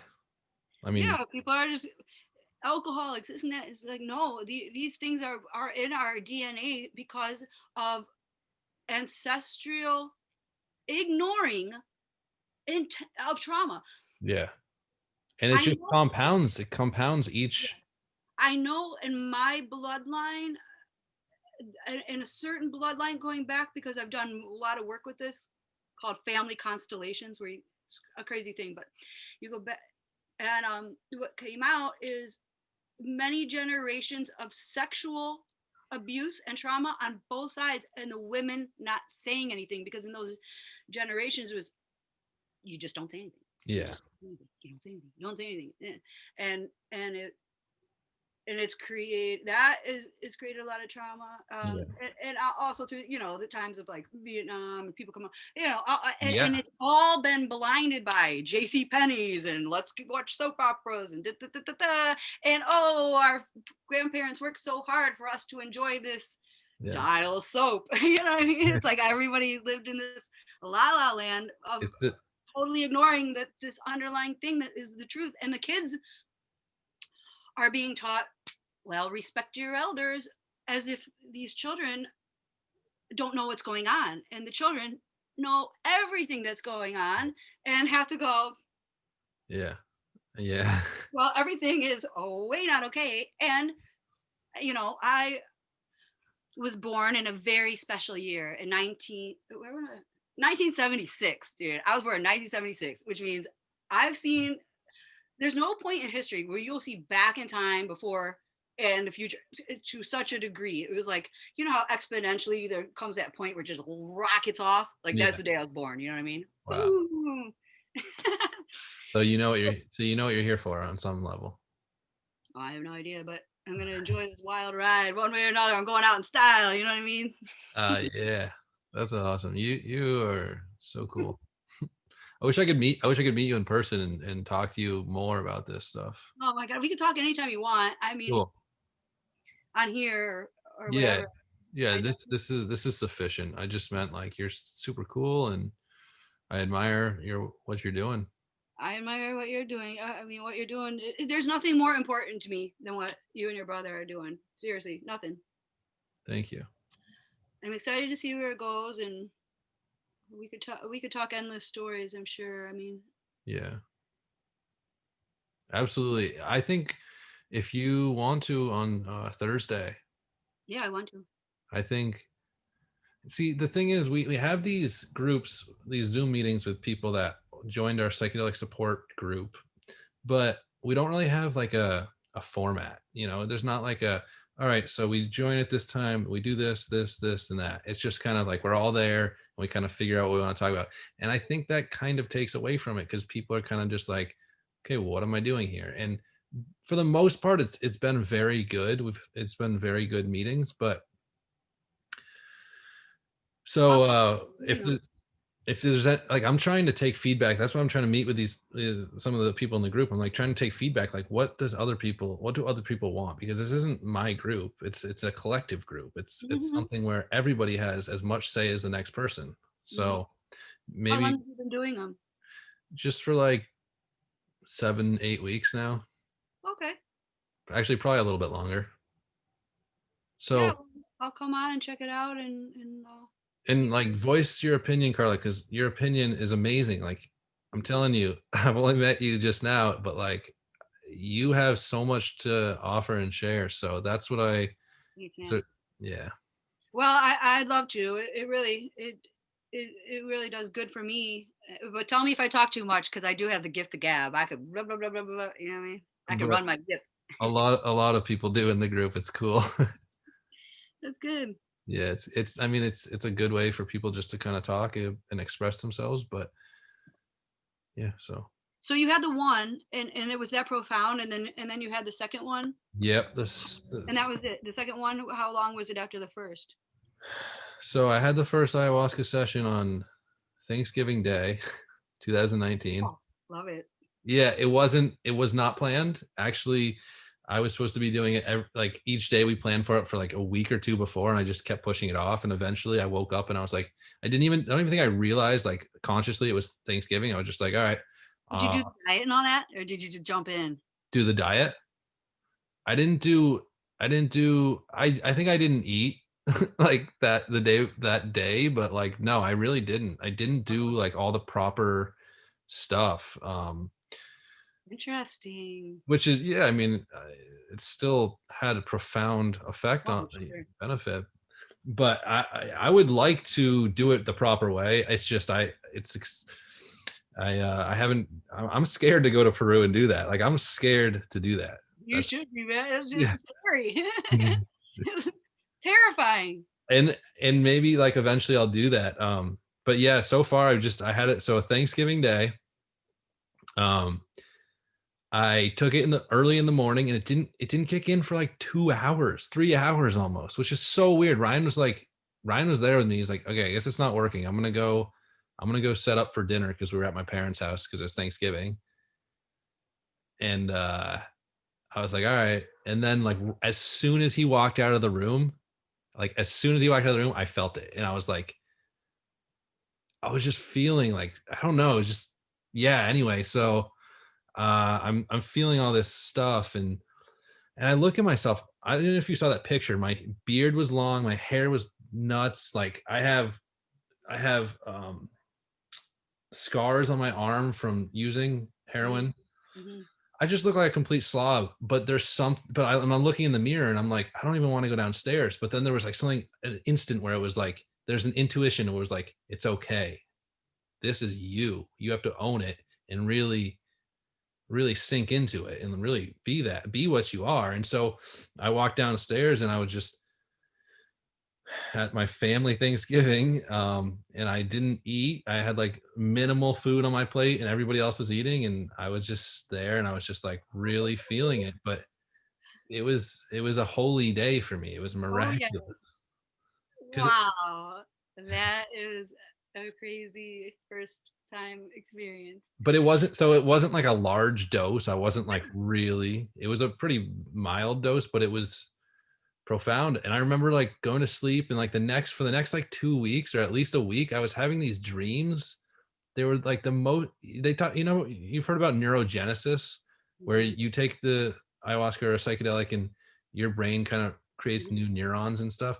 mhm, I swear that was happening because I was mhm. falling asleep and having these just like incredibly like primal feelings when I was falling asleep. And I was like, I know I'm on the right path because I'm feeling this and like there's a future ahead of me. I don't know. It was definitely encouraging. And then like 3 weeks later, I did a second dose, which was a much higher dose. And uh I did it, my brother did it too. And I was looking at him, seeing it was just crazy seeing all these like eyes on his face or like third eyes or something all over his face. And I'm just like, Ryan, like, I need to be close to you and I need to be close to mom and dad. And my parents were there, but I don't think they really know what psychedelics feel like. So they couldn't really like be there for me. Mhm, mhm, So my brother and I went into my parents' bed because we were just like, we just wanted to be in bed together, close to each mhm. other. Oh, And yeah, I'm just having these like, not like, not like fractal like patterns, but just like these visions. I'm seeing Ryan as like a warrior and I'm just seeing all these like virtuous like images and stuff. Like I'm looking and I'm right in my childhood home, right on my childhood street. It's like it's so weird. um and this then is I really ended up, sorry. no. Well, I end up I end up peeing the bed because I was so I would, Relieving. well, this is the thing. I was scared. Okay, so when I was 18, this isn't going to make sense to a lot of maybe it will, maybe it won't to the people that know me. When I was 18, my best friend shot himself in the head. Mm, I was in San Francisco, California, and he called me the day before, but I missed it because I left my phone at the hotel. Or maybe he called me the day of. I don't know. It was either the day of or the day before. I missed it. And the last time I saw him, this is way before I was doing any drugs. I was smoking weed and drinking probably in high school, but it was in high school, and he shot up in front of me. That was the last time I ever saw him. I didn't know what I was experiencing, so I didn't say anything. I was just like, okay, and I just walked back. Like I didn't throw up a fit or anything. But anyway, what I'm trying to get at is like he shot himself in the head, and when I going to the bathroom to either throw up, which I didn't do from the ayahuasca, I know most people do. I didn't throw up, and I wouldn't like pee. I didn't want to go into the toilet. I just didn't want to go into the bathroom because I somehow I linked up like me doing that. I don't know. Like I think it was the throwing up thing. I thought if I was going to go to the bathroom, I was going to throw up, and I related throwing up to him shooting himself in the head so much that it was like if I like throw up, like I don't know, there's no real way to explain it, but I related it so much to him shooting himself, boom, like all this stuff, like, and it was just like too scary, so I couldn't move. I just stayed in my bed, and I just like peed the bed. Let it out a different way. Something's coming out. It just was going out another way. Yeah. Right? Yeah. Yeah. I mean, I don't even know. I think, yeah, that was like I was dealing with that during that. And I don't know if I've fully dealt with it, but I think I'm much better place than I was before. Yeah. But the idea of him, because this, it affected me. I remember when I found out he killed himself, my high school girlfriend was crying hysterically, and she told me I didn't even cry. I didn't say anything. I said, all right, let's go get some food. Yeah, well, that's what my brother and his wife, what it said was that it was a murder suicide. So they were both found shot in the head. So Okay. that I could relate to. Also, when he died, I mean, the moment I already knew my brother was going to die. Like we'd already talked. But and he had already been dead. Even he was, I mean, his arm, it was like if you took blueberries and smashed it like that, Yeah. it's like that's what his arms look like. I mean, Yeah. there was no quality of life for a long time, long before he died. But it was, what was I going to say about that? Oh yeah, so when it was like at the moment I found out that, it was like, dude, I totally like flipped out and all that. But when we went to his service, I wasn't able to say anything, but it was like, no cry, no. That's when I started really taking the pills. It was literally at my brother's service. Yeah. Right, why I didn't cry. Yeah. Yeah. Yeah. Yeah. Well, I I hear you. cried during the ayahuasca. How about that? I got it out. Yeah. He goes, That's, yeah. See, I can relate totally. yeah. Yeah. I know. Because you couldn't at that time. It's like, man, it brings together everything we're talking about. It's like I couldn't relate to my mother, my cousin. Oh, the women, there's something wrong there. There's a disconnect. Yeah. That is one of the deep seeds that I carry for some reason. I've always been, although I've had people around me my whole life, I've been very alone. Like I'm just like, I've lived a very lonely life. No one would believe that, but just because you're around people don't mean you're not lonely. I sing Bon Jovi, Bed of Roses, and cry about it at karaoke, and everyone thinks it's funny. But really, it's like, dude, I'm alone. but in the way that you were talking about, not in the way that people think about. That's why I don't even say it, because no one would understand what I'm talking about. Yeah. And at my brother's service, it's like, dude, why? That was 10 years ago. Why wouldn't they even call and be like, well, how are you? They never even called. Like, it's just how I was since I was a kid. It's like, my mom never called me.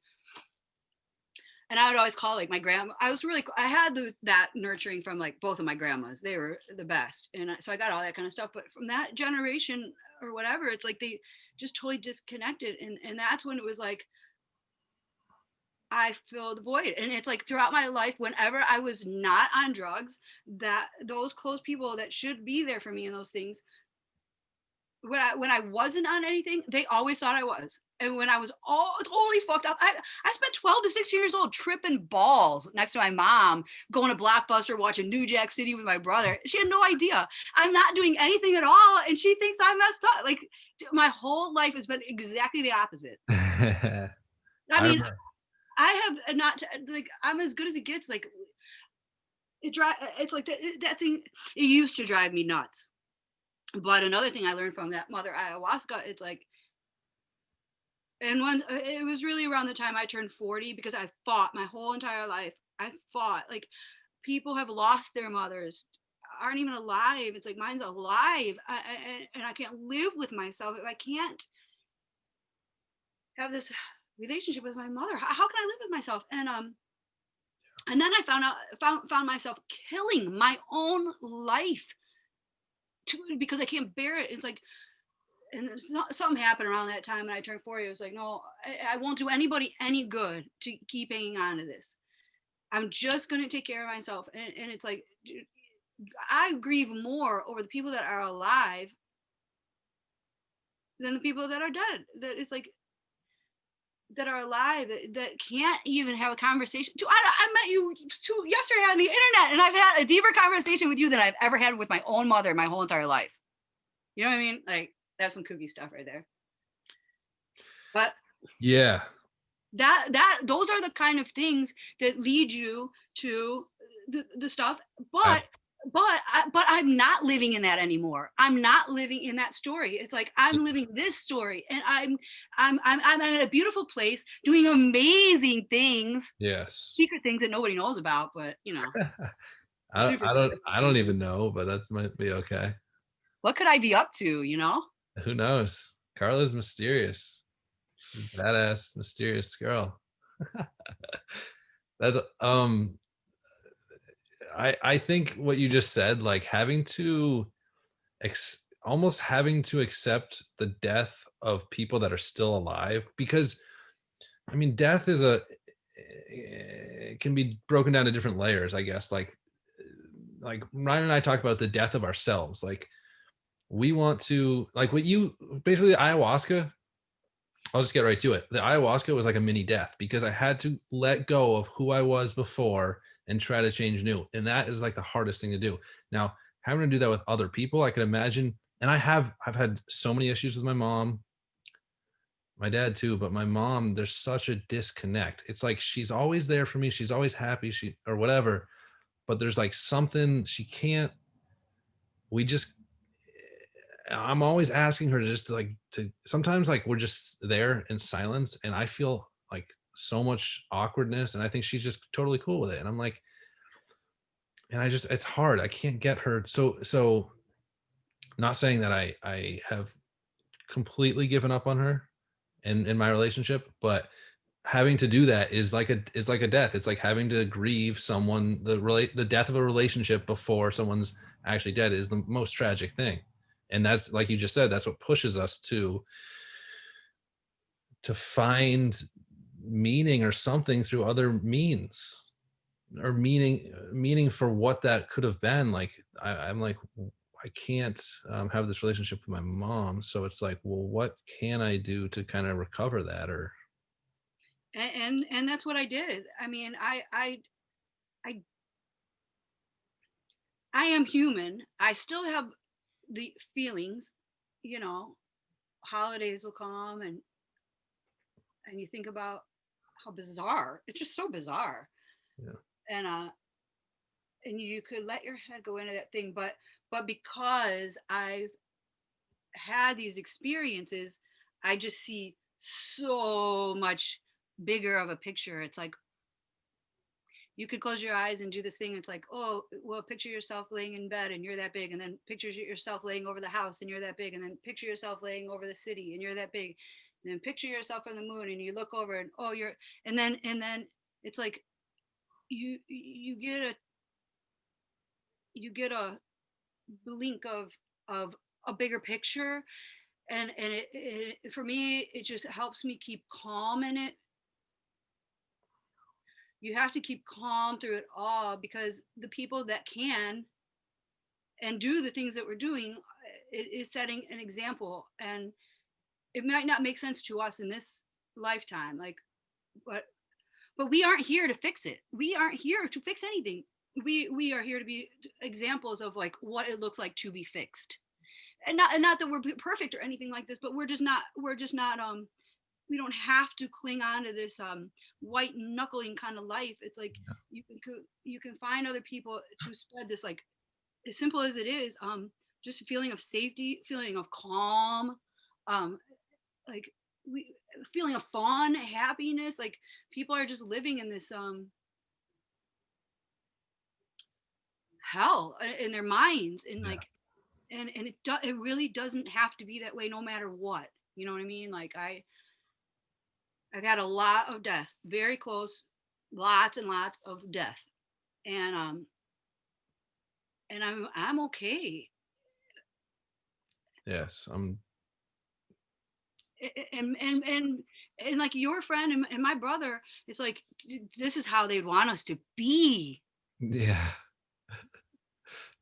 and it's going to be real fun, you know. And I do have fun with it. It's like not sarcastic, not that way fun, but it's like, dude, I make a point of having a lot of fun. Yeah. It's That's great. important. Yeah, it's super important. When I came off the methadone, I thought I would never have fun again in my life. I mean, here I am, 7, 8 months later, and I love that you and your brother are doing that Wim Hof thing. What's up? right, that was crazy. Well, we just started doing it in the summer, and it was cold, but it wasn't outside. Wasn't It was warm outside. The water was cold because it was from a creek. And Ryan's like, "This is fun. We should just because you know how we do the Sunday. We call that a ritual." So he's like, "We're just gonna do this every week too on a Tuesday." Oh my gosh! And we've luckily been doing it every week since like August or something, and so we've been able to practice it and kind of get into a state where we can get into the really, really cold water and still and just be okay with it. Just like it's incredible. Have you done any cold water yet? Yeah, a little bit over the. So I want to do it more. One of my close friends in Ohio, he set up like a whole. He's really into the Wim Hof, done the whole like program and all that, and he's like went Really? and chopped trees and made his own sauna and bath and this and that. And so I was like, well, I liked doing it. Well, I used to do a bunch of the breath work of the Wim Hof breath work. Yeah. I did that for about 3 years. That Yeah. helped me a lot. It does, right? It's As you can tell, I'm real high energy. So yeah. it's like the breath work helped a lot. But then I, I never would have just jumped into the cold, but he had the heat thing too. So I'd sit in there and then go to the cold.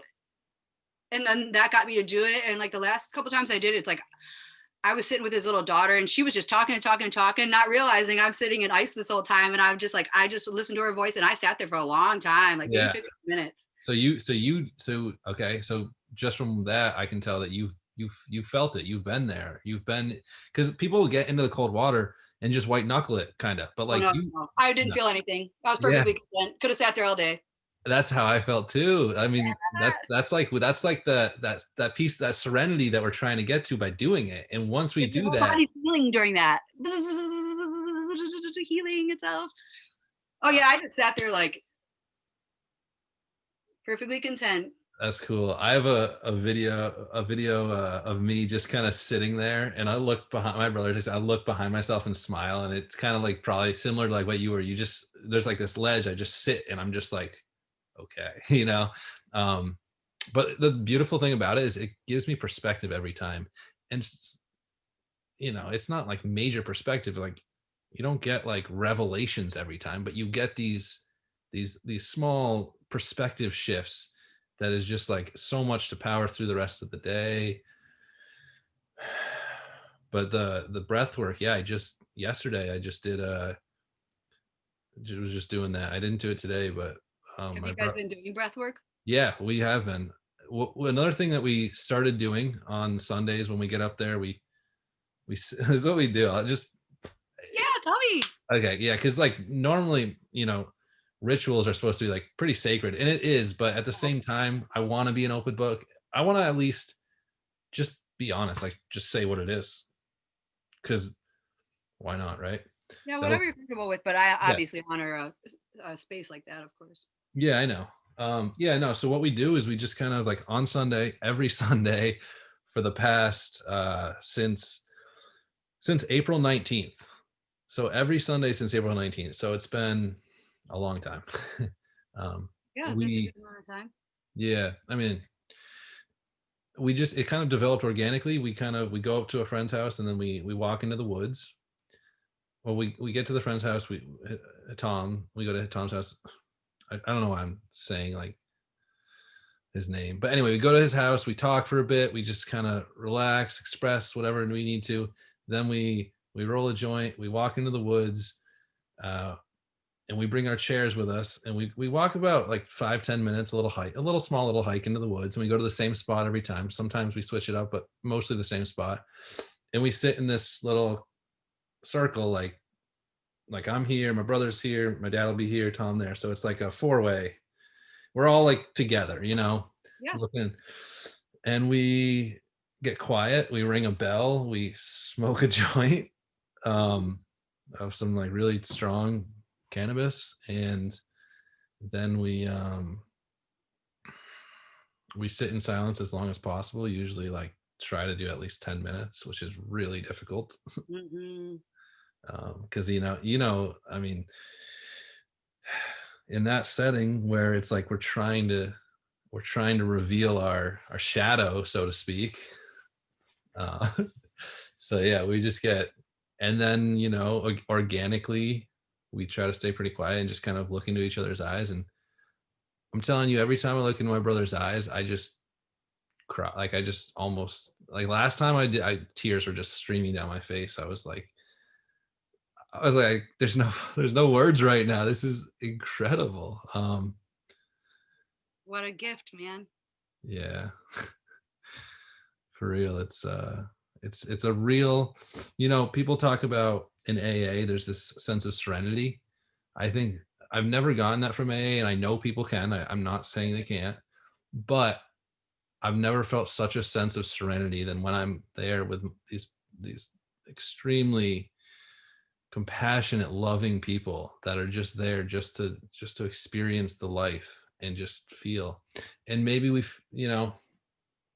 maybe I can get that elsewhere, but I haven't been able to my whole life. So Doesn't get any better than that. Your brother and your dad. And yeah. it's as And good as then it gets, man, you know? what? It's as good as it gets. It's so Yeah, important and it's so simple and it's free. exactly. In those moments, I mean, it's like yeah, I've definitely had some wild, not wild. Sometimes Wild as a I use words that are I too. no, But I anyway, do I do that too. I can relate to that. I say wild all the you know me time. a little bit, you'll understand. Like I just have a weird sense of humor. But Totally. I've had many trips in the woods. You know what I mean? Like without talking with special people that yeah, I've had those experiences. Yeah. And they are so important. And I'm so glad to hear that you're doing that. I'm glad that you can relate. It seems like you Oh, you know exactly what I'm talking about. oh yeah, big I think time. I think a lot of people, well, not, I don't want to say a lot of people, but I know there are people that would hear me say that and be like, okay, so what? And it's like there's it's like the most incredible thing I could ever ask for is to be in that setting, Yeah. you know what I mean? Yes, I do. I do. Yeah, I've had I haven't had a lot of experiences like that, but all the ones I have are very, very, very profound. Yeah. I haven't had a lot either. I mean, we've been doing it for a while now, but it doesn't mean I've had a lot. I'm not an expert at it. I'm honestly, I feel like in that moment when I do it, I feel like an amateur. I feel like so scared. It is a scary. Isn't it funny how scary it is? Yes. I'll tell you. Go, It's such a catharsis like experience, like cathartic everything. I don't know. something happened to me. Are you? Do you have time for another story? Yeah, absolutely. Let's do one more story, and then I want to ask you about that drape in the back, or that Yeah. blanket. Is that, you got that in Peru? Yeah. Oh, I found and made that. Well, what I told you, what I started doing like acid when I was 12. When I was 14, I do it in school all the time and all that. So when I was 14, yeah, maybe like 15. So I was in regular school, but I was special needs. So I went to vocational school for welding because that's just where anyway, you had to take 4 regular classes, and then the other day I took welding. And I was welding full time when I was still in high school. Like that's what I did for 7, 8 years. I was still Wow. so That's cool. I had to we had to take 4 regular classes, and one of the classes was history, and we had to give a book report or some kind of history report. Mm-hmm. But I was tripping balls on acid, and all my buddies were laughing at me. I was sitting in a chair because I thought my history story, it was going to be so funny, but because I was on this acid trip, it turned into one of those things where it's like it's so funny that you can't stop laughing, but it was not funny to me at all. It was like horrible, and I couldn't speak, and I just sat there, and like that was the last time I was in front of a group of people, because I just went like totally quiet because it was so horrifying, and like I was never able to speak again. And that's why in the last, like, I could talk to anybody, but I can't speak in front. I have this thing, like I've tried. I did all these yoga teacher training and stuff. I'm like, oh, I'll do it, but as soon as I get in front of people, it's like over, because that it just it terrified me. What happened? It was like how everybody was looking at me, and so it's like I lost my voice after that to be in front of people. But then in the last like year, on the weekends where I was living, I would go do this karaoke, because this place I knew, like no one would judge me, no one would care what I think, and I just like I did everything I could and looked like a stupid idiot, and I didn't even care, just like try to face that fear. Yeah. And so anyway, there have been that's what made it even scarier for me, because it's like that feeling that I got when I first started practicing some of the intentional eye gazing thing. It was like that is the feeling I got, and it was like it was just like the most scary, horrible thing. And it's like, why should you have to feel like that just to look at another person? And the people you were talking about are the closest people you could possibly have to you. So to me, that just says like what a profound thing it was. And like a long story short, well, one more just to end that, it's like when I did start doing the welding, I still to this day have this very good friend. He is a hunter, and he thought it would be important for me to know how to shoot when I was young, because we went to welding school together, but then we worked together for 7 years. And so in the winter, he would take me out into the woods, but once we got in the woods, we'd never ever speak. And we just sat in the tree like all winter long after school during the night, and he would show me like tracking and all this stuff, and I would just sit there. We'd look at each other, we'd look at the woods, but not a word would be said. Then we get out of the woods, we could talk, we go to school, we go to work, da da da da da. And then by springtime, he was growing the world's hottest peppers next to him over here and the thing.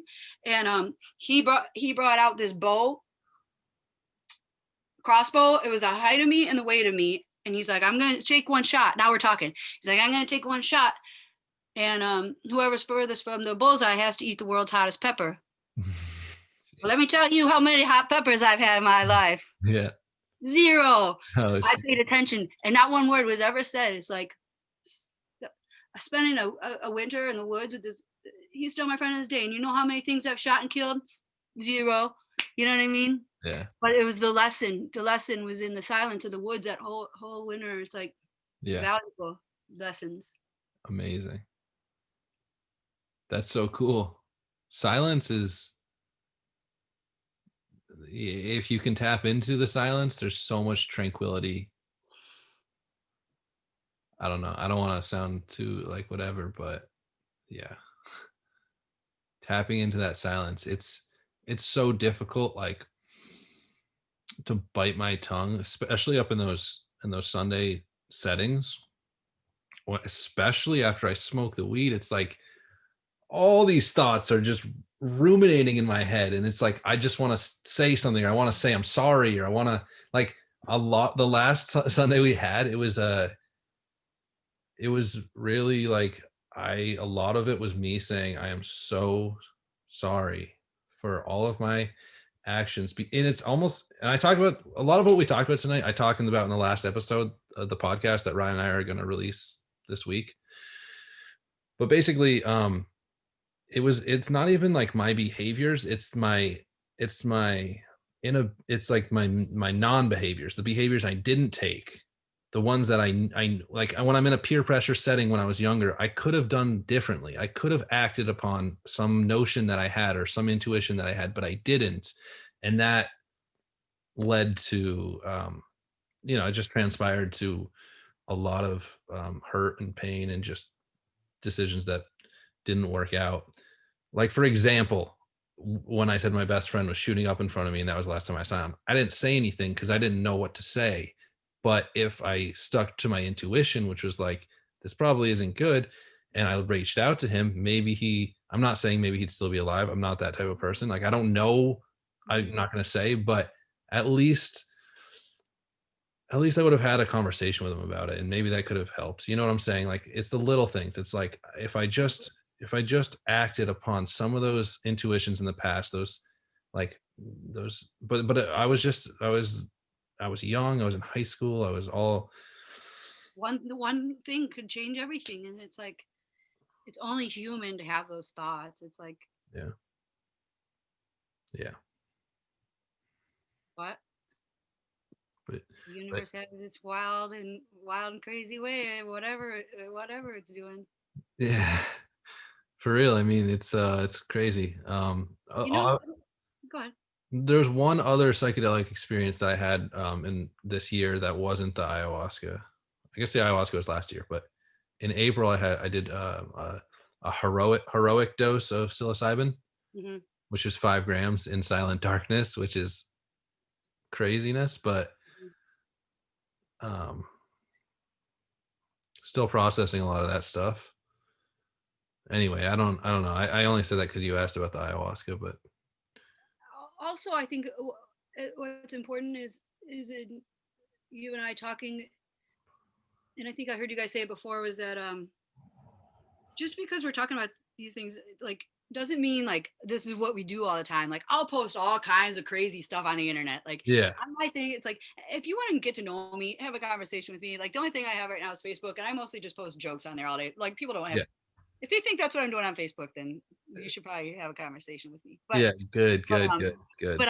but it's like just because you have these experiences, like that don't mean I'm like tripping balls and doing mushrooms. Like I had those 8 sacred Yeah, experiences, and I've had a couple very few things here and there. It's like the whole point of what I did was the exact opposite of that. Like exactly, exact opposite. It's like if I do something, because people ask, oh, do you do it? I'm like, well, I'm not in any, I don't need that stuff anymore because of this. exactly. And people ask That's me the like point of it. like Yeah. when I say we do the Sunday thing, and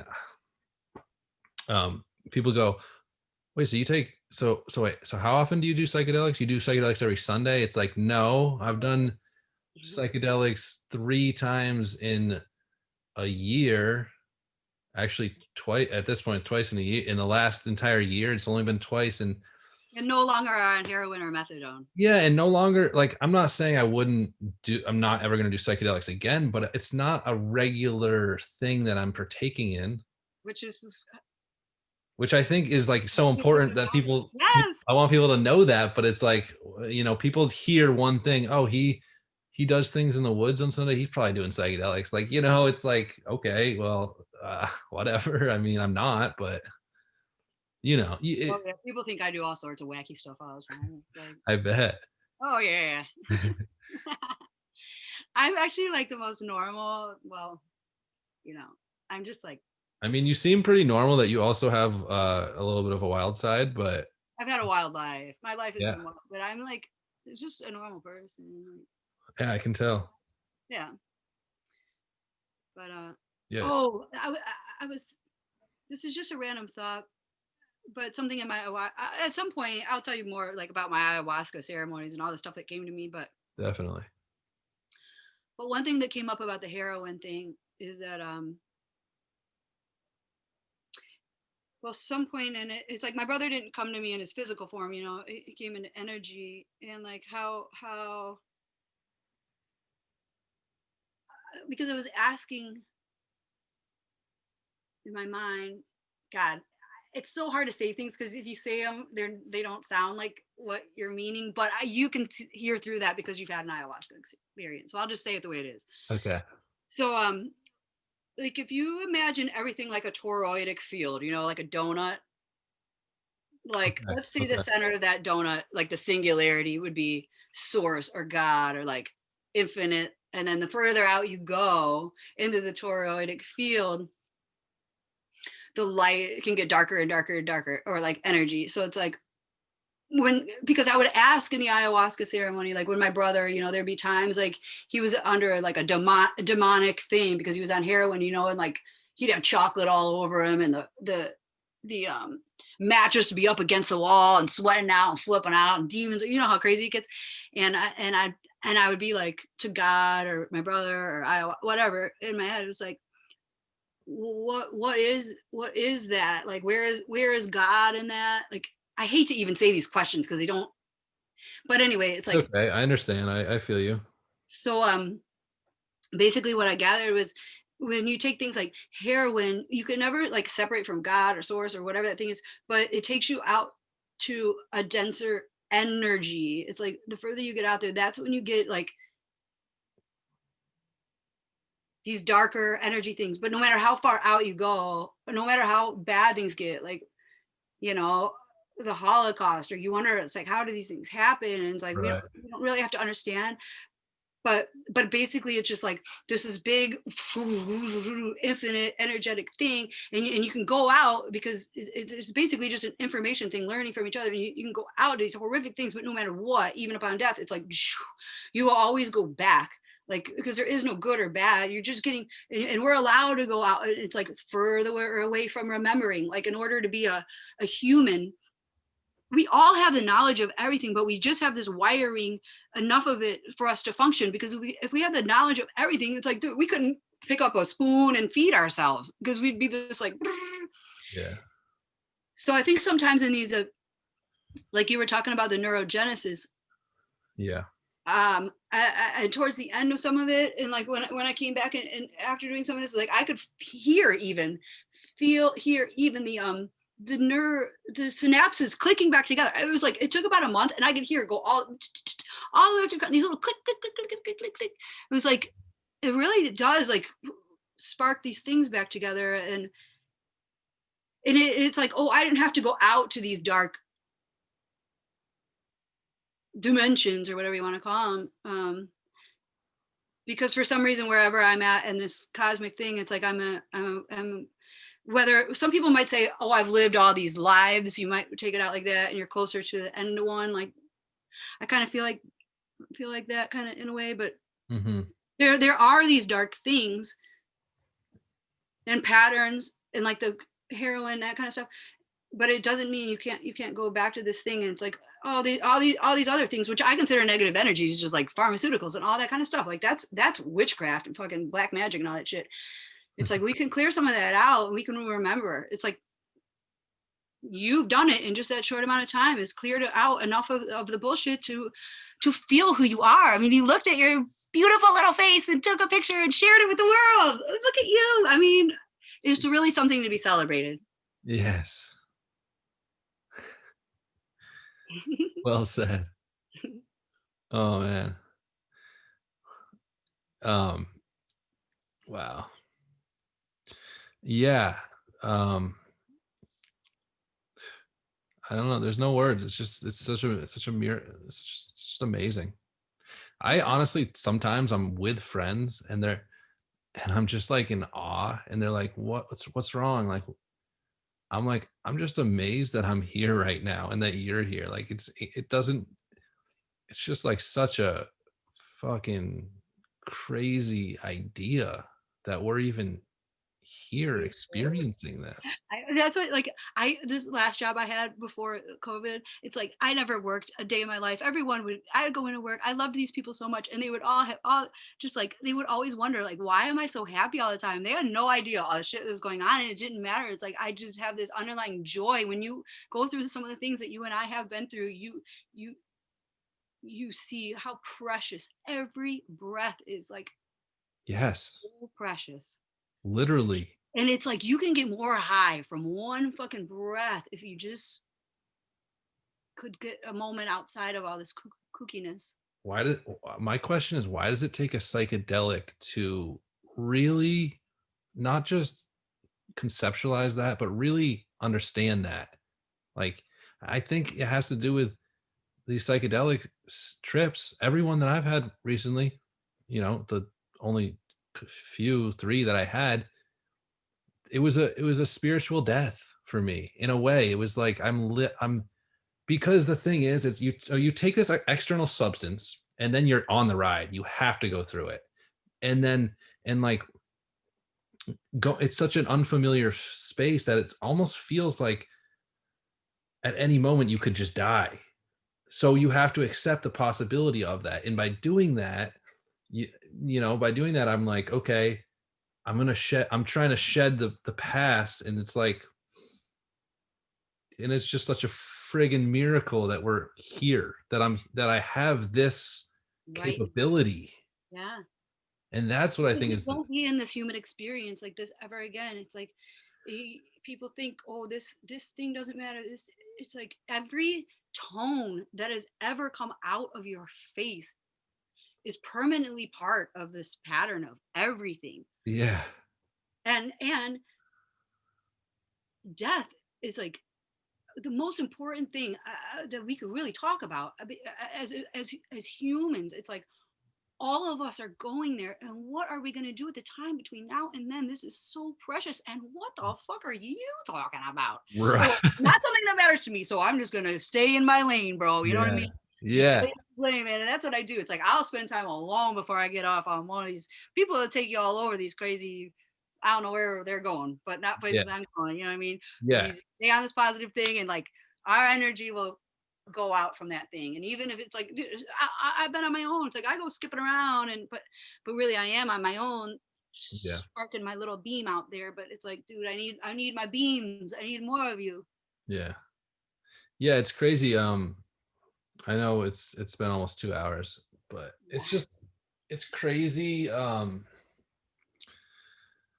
the fact that, like, for example, like, when I was younger, the 2000, September 11 happened, and I'm so young, I just accept it, like, okay, like, that's crazy, absurd, but the longer life goes on, the less I feel connected to it.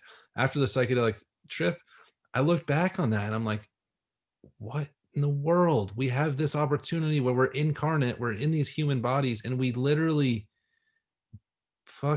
we just throw it away. And I think that comes, again, to tie it back to what we were talking about earlier. I think that comes from the fact that we don't talk about death enough. So people we kind of sweep death under the rug. So I think people have this idea like, oh, it's no big deal. You die, maybe you're born again, maybe, like, whatever. It just is what it is. And it's like we're reckless because we're not able to really venture into what it means to just be here now.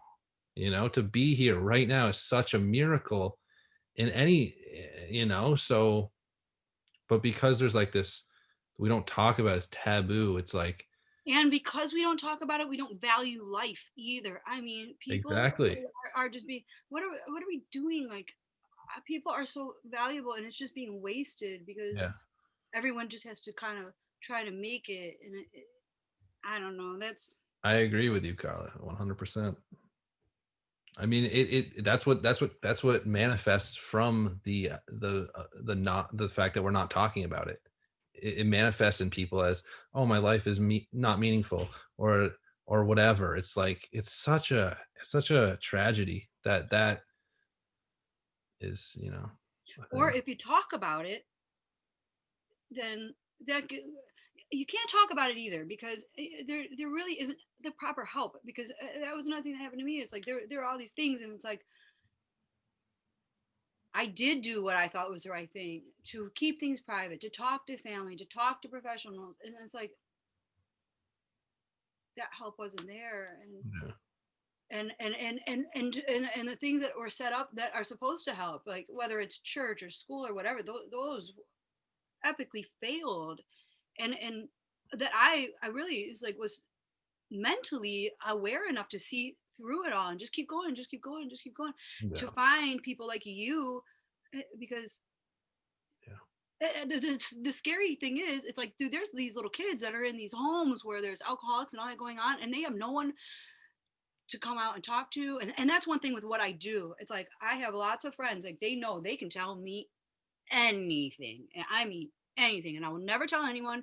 And it's like it's kind of like my own version of like, because I do have friends that are veterans and drug addicts and all this stuff, and they talk to me. They talk to me about, and they'll tell me anything. And I have my own methods of keeping people going another day, and communicating. But all I'm hearing are all these things that are not working. And so talking to you and people like you and whatever this is like, oh, more and more talking about things that are working. It's like, that's all we're doing. We're just talking about things that are positive and working. And it's like, if people want to take them or leave them, that's cool. Yeah. And the very That's minimum that'll come out of it is has been one of the best experiences of my life, just having this conversation with you. Seriously. thank you. Same to you, honestly. I mean, the beauty is all we're doing is just talking about our experience. We're just relating. And I've found since getting clean, that's the most valuable thing any human wants. It's just to be able to relate and express to another person what, and kind of have this, have a mutual like understanding and feelings about these situations. That's what we do on Sunday. That's what I'm doing with you right now. That's what that's like that's uh the sorcerer's stone or the philosopher's stone. Like Yeah. that's how I feel sometimes when I'm up in those settings, and I'm like, this is it, man. This is what everybody needs to feel, because then, I just that's It's just I working. don't what? It's working. That's lurking. It's working. Oh, working. Yeah, It's yeah. working. Yeah, it is. I mean, and I'm gonna keep doing it. And if I can be an example, why not? Like I got to the point where my life was nothing. I wanted to die on heroin. Now I don't. Now I see I can at least show people that at least I can do it. And if I can do it, anybody can do it. That's the other thing. Totally. Ugh. Yeah. So it's been like 2 hours. So Yeah. Well, you do this on Zoom tomorrow, so just I'll send you a link in case you want to join. yeah, I want to. And so, what are you going to do with this? Will I be able to see it back? Yeah, absolutely. I will. I've got to.